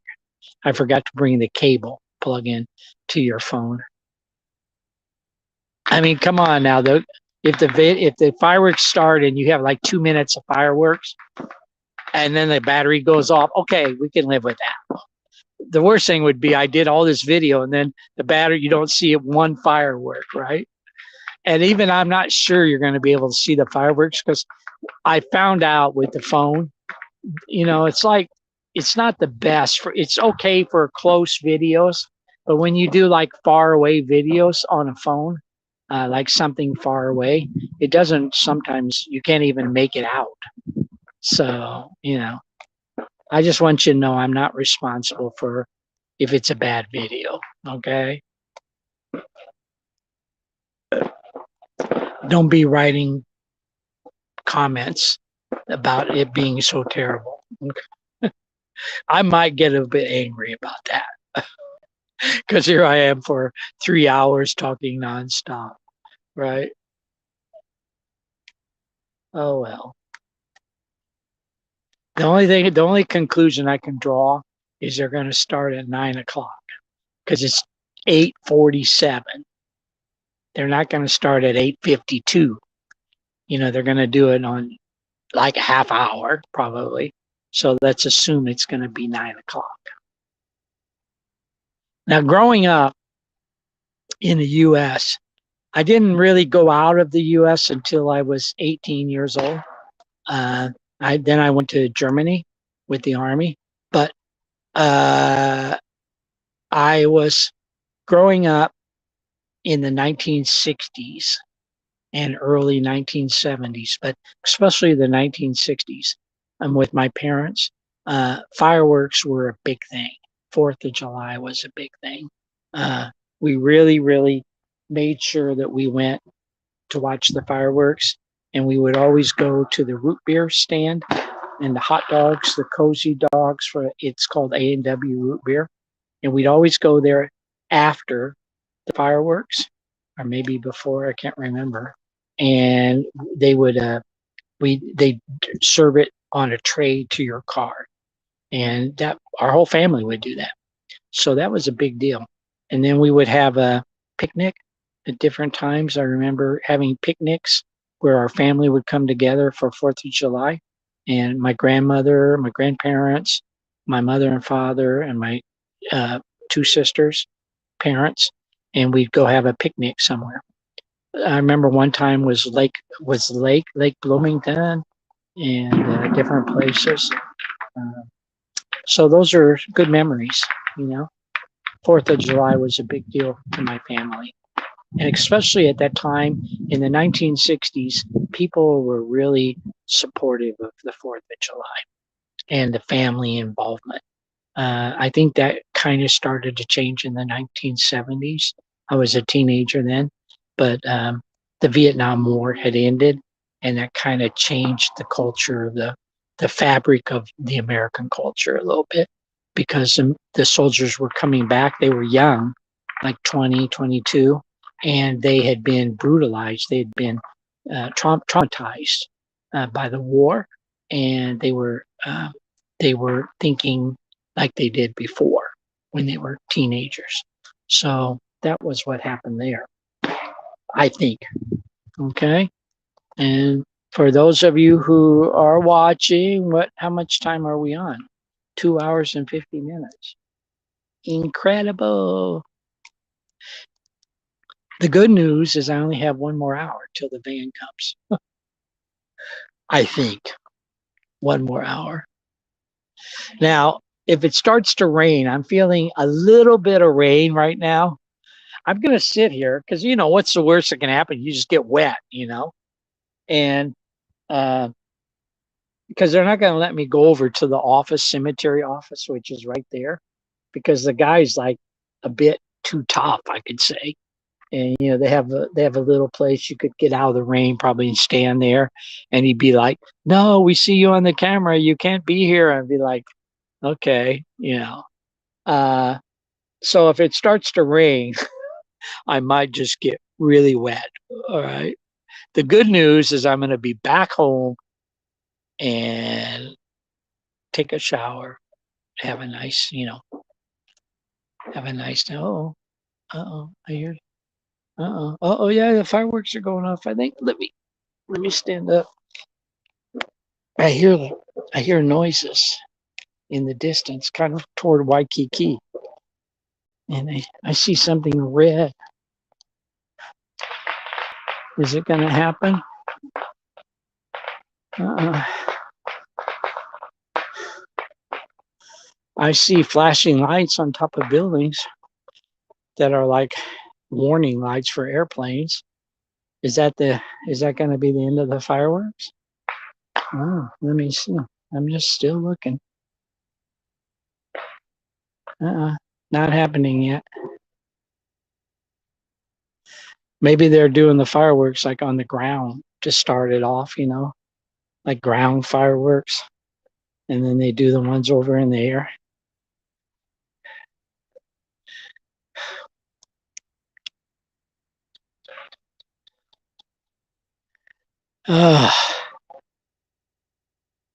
But it has been a very enjoyable evening, I must say. I thank you for those who've watched or even watched for a few minutes of it. And I know, to be honest, I wouldn't really want to watch someone for 3 hours on video, you know. And but I did the best I could, right? And I am getting a bit tired. I get tired now about between 9:30 and 10 o'clock at night. I start to get tired, and it's getting close to 9:30. So when I get home, I'll be a bit tired. I'm probably about 40 minutes drive from my house, something like that. hmm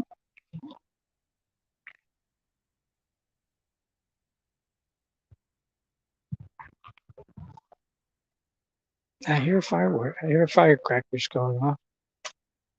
Oh, is that it? I see some very low level fireworks. You know, I'm taking a look.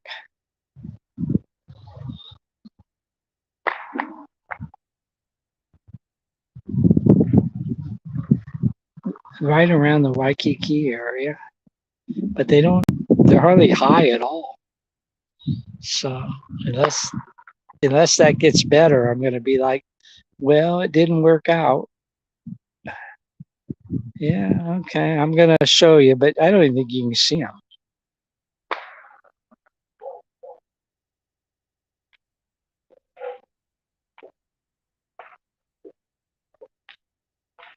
I'm sure those are the fireworks over Waikiki. And there's no way you can see those. It will just look like the buildings, but they're kind of in between two buildings, not even up above the buildings.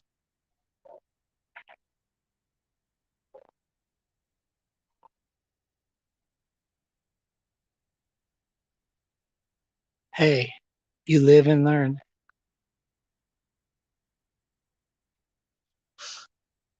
Thank you, all the servicemen that are buried here. I appreciate your service. Salute.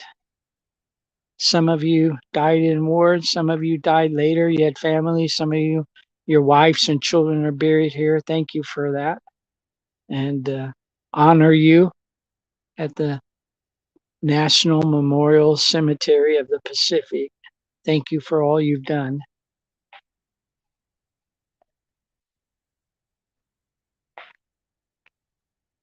Thank you for the freedom you've given me and my family and all my friends and the other Americans.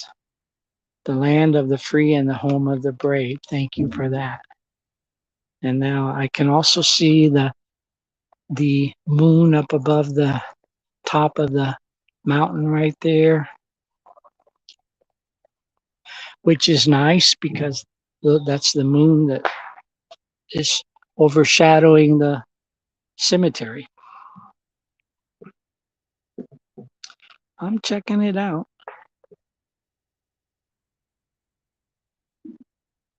Definitely fireworks going off.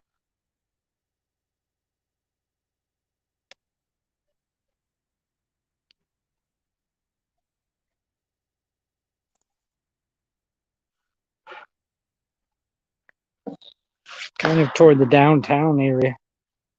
I can hear fireworks, but let me just see if I can spot anything. No.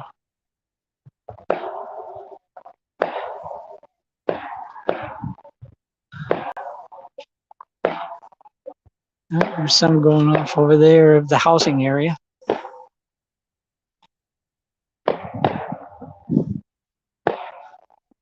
That's pretty good. Somebody from somebody's house. Thank you, Lord, for that. At least we got a view of some fireworks.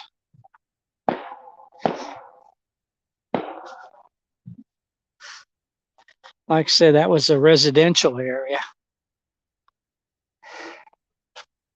That was nice. Maybe some more going on behind me, but you can't see that because of the trees. Okay. You know, it's interesting because one thing that's changed a lot about Honolulu in the last, say, 20 years, because I've been around here for quite a while, 86, 96, 206, almost 30 years in Honolulu. Before there were just one or two tall buildings like skyscrapers. Now there's a lot of them, like around the you know, water area, the downtown area. It's really changed the feeling of the city and the look of the city. So one of the things about the fireworks, I don't think you can see them because they're tall buildings, and that's very sad to me. Because what makes Honolulu really beautiful and special is that the culture is not man-made. It's made by God, really. It's the palm trees, the sea, the mountains, the flowers. And the more they're removing it, the more it's becoming like a parking lot almost. So that's very sad to me. And of course, that's done for money. Developers, whoever the developers are, getting rich from it. Ooh, that was nice. Well, the fireworks seem to be in this neighborhood. You know, can you imagine, like, you live in one of these houses here, and you're like telling your kids, I'm going to go shoot off fireworks. We're not talking about like firecrackers. We're talking about like a real firework that goes up high and like something you see in the middle of a city. Yeah, I can't even imagine that. It just goes up directly over your house. Actually, it'd be scary and dangerous. Oh, well, you know. Yeah, I could see why the security guard told me he wasn't going to watch the fireworks tonight because you can't really see the fireworks. Right. And there's some more going off over there.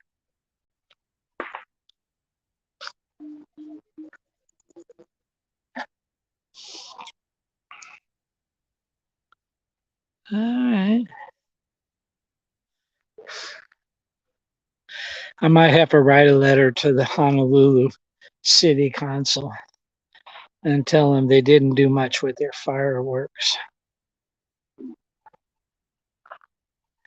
But I could be in a bad location. I'll admit that. Okay, there's a few more going off over the house. And like I say, we just want to keep in mind why this is going off. It's not about a celebration. It's about what actually happened during the War of the Independence. They had fire, they had bombs, cannons, musket shots, just like what you would see here, except it was probably much more intense. And so that's why they celebrate it. I did read about the Battle of Boston. That was like the first major battle of the Revolutionary War. That was incredible. Bunker Hill, Lexington. Um, though there was a lot of cannons shot off during that period of time. And so I hear more firecracker. Thank Lord for that. That would have been just like you heard muskets, at the time they were using muskets. They were shooting at each other. That's probably what it sounded like. Oh, there's a nice big one there. Okay.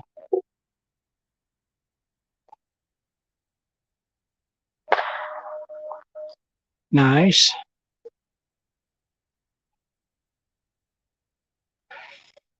What time is it? 9:01 p.m. 3 hours and 2 minutes video.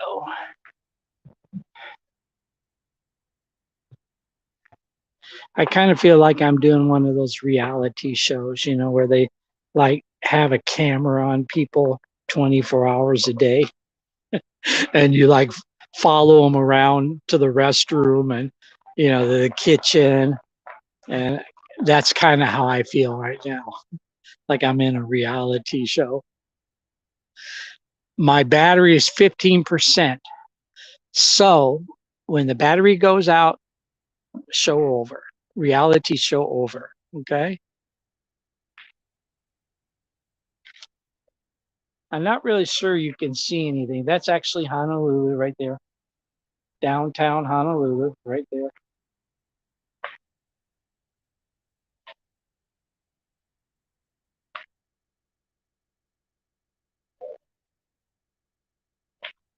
Okay. And they have houses over there on the mountainside over there. That they must have. You can see they have windows, facing toward Honolulu. Those must be really nice views. Oh, someone's shooting off a lot of fireworks over there. Wow, wow, wow, wow, wow, wow, wow, wow.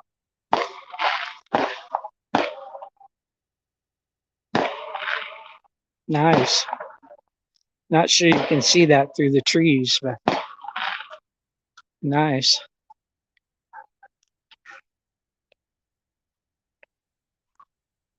Well, I'm glad Americans are observing and celebrating 4th of July. I just came from a place where, boy, if any place needed independence, it was communist Hong Kong.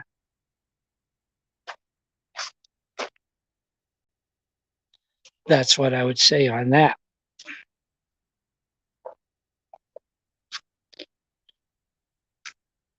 The good news is the van could come in 45 minutes to an hour and 15 minutes from now. That's kind of how they schedule it. So all I have to do is wait. And the van will pull up here. And then it'll take me directly home.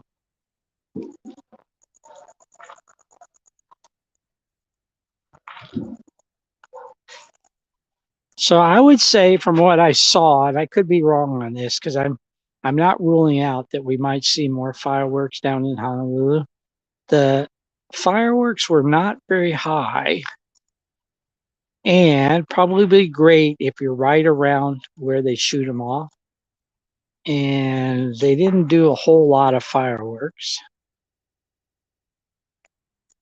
So they were very small on the horizon. That's what I could say about that. Uh-huh.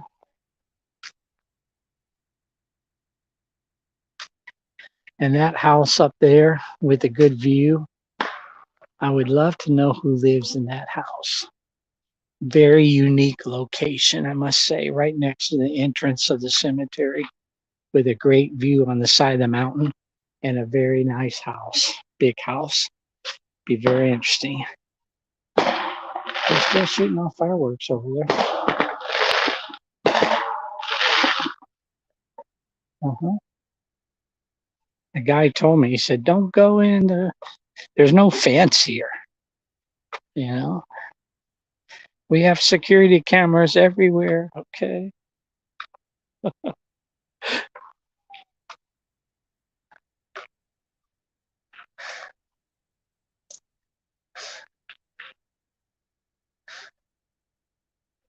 All right.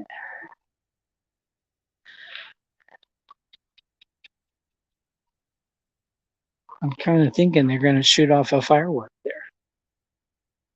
A good one, because now I've kind of moved the location a bit.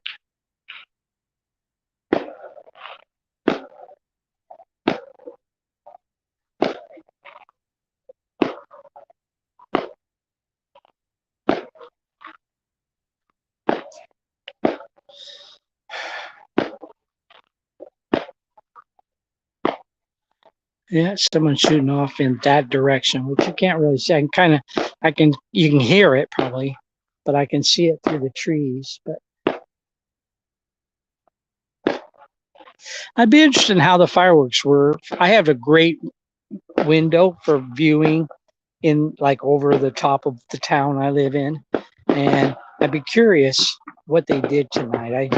I kind of missed that. Oh, there you go.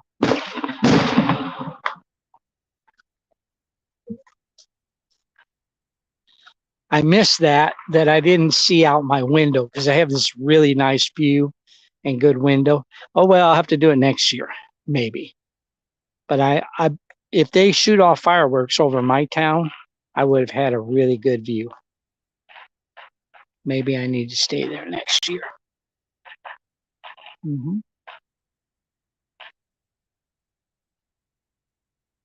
And on the top floor of my building, you can actually see Diamond Head very far in the distance in Pearl Harbor, but you can see it. So you would actually have the view of the whole island, but it'd be pretty far away. But I think that might be a good place next year for 4th of July. You just go up to the top floor and look out. Mm-hmm. And maybe next year I'll have somebody with me to share the joy with. All right. Well, I hope you've enjoyed this time. I don't see too many. I'm not sure we're going to get any more fireworks coming because it's 9:08 p.m. and it seems to me like they would have shot them off by now. And I really don't want to continue to bore you. I have a feeling I already have. After 3 hours and 10 minutes of talking, I probably have bored you and I've run out of things to talk about. You know, have you ever met someone who talks a lot, like nonstop, and you're like sitting with them and you just don't want to hear anymore after about 2 minutes because you know what they're talking about is like nonstop and it's not all that interesting? Yeah, probably that's me right at this moment. But don't worry, I'm not that way in real life. I really don't want to talk in real life. I'm like, nah, keep me quiet. All right.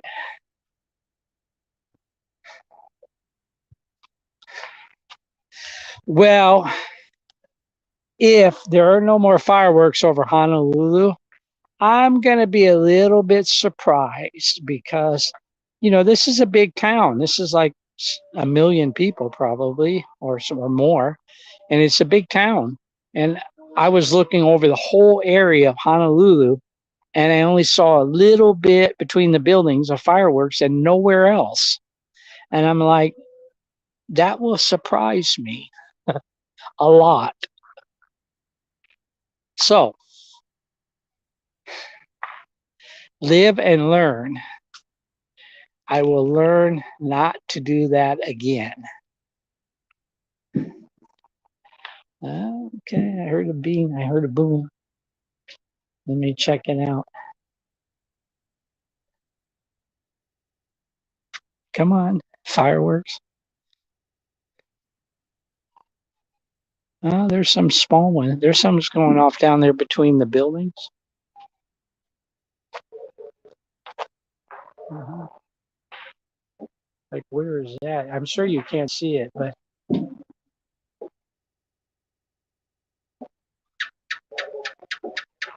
I'm not really sure where that is, to be honest with you. It kind of looks like the University of Hawaii area, and it's such small, and it's between the buildings. I doubt if you can see anything. I can see it. Um, mhm. Thank you, American Independence. I appreciate that. So wherever you are, especially if you're in the U.S. or the territories, I hope you had a great 4th of July. I hope it was really a blessing to you. I hope you were able to spend time with your family and that you were able to understand and appreciate that it's just not a celebration, but it's also has a lot more meaning behind it, especially since it involved people fighting for freedom and dying and suffering. And they were able to do it in a real way. And I hope that you can appreciate that about the 4th of July, not just about the cookout and enjoying the time with your family members. Appreciate what you have, because not everybody in the world has that. And I'm going to show you one more view before I turn off. I have 30 more minutes at least before the band comes. So I could stay on, but I just have a feeling that people are like, oh, Bob has been on too long. Nice view of Honolulu there. Very nice.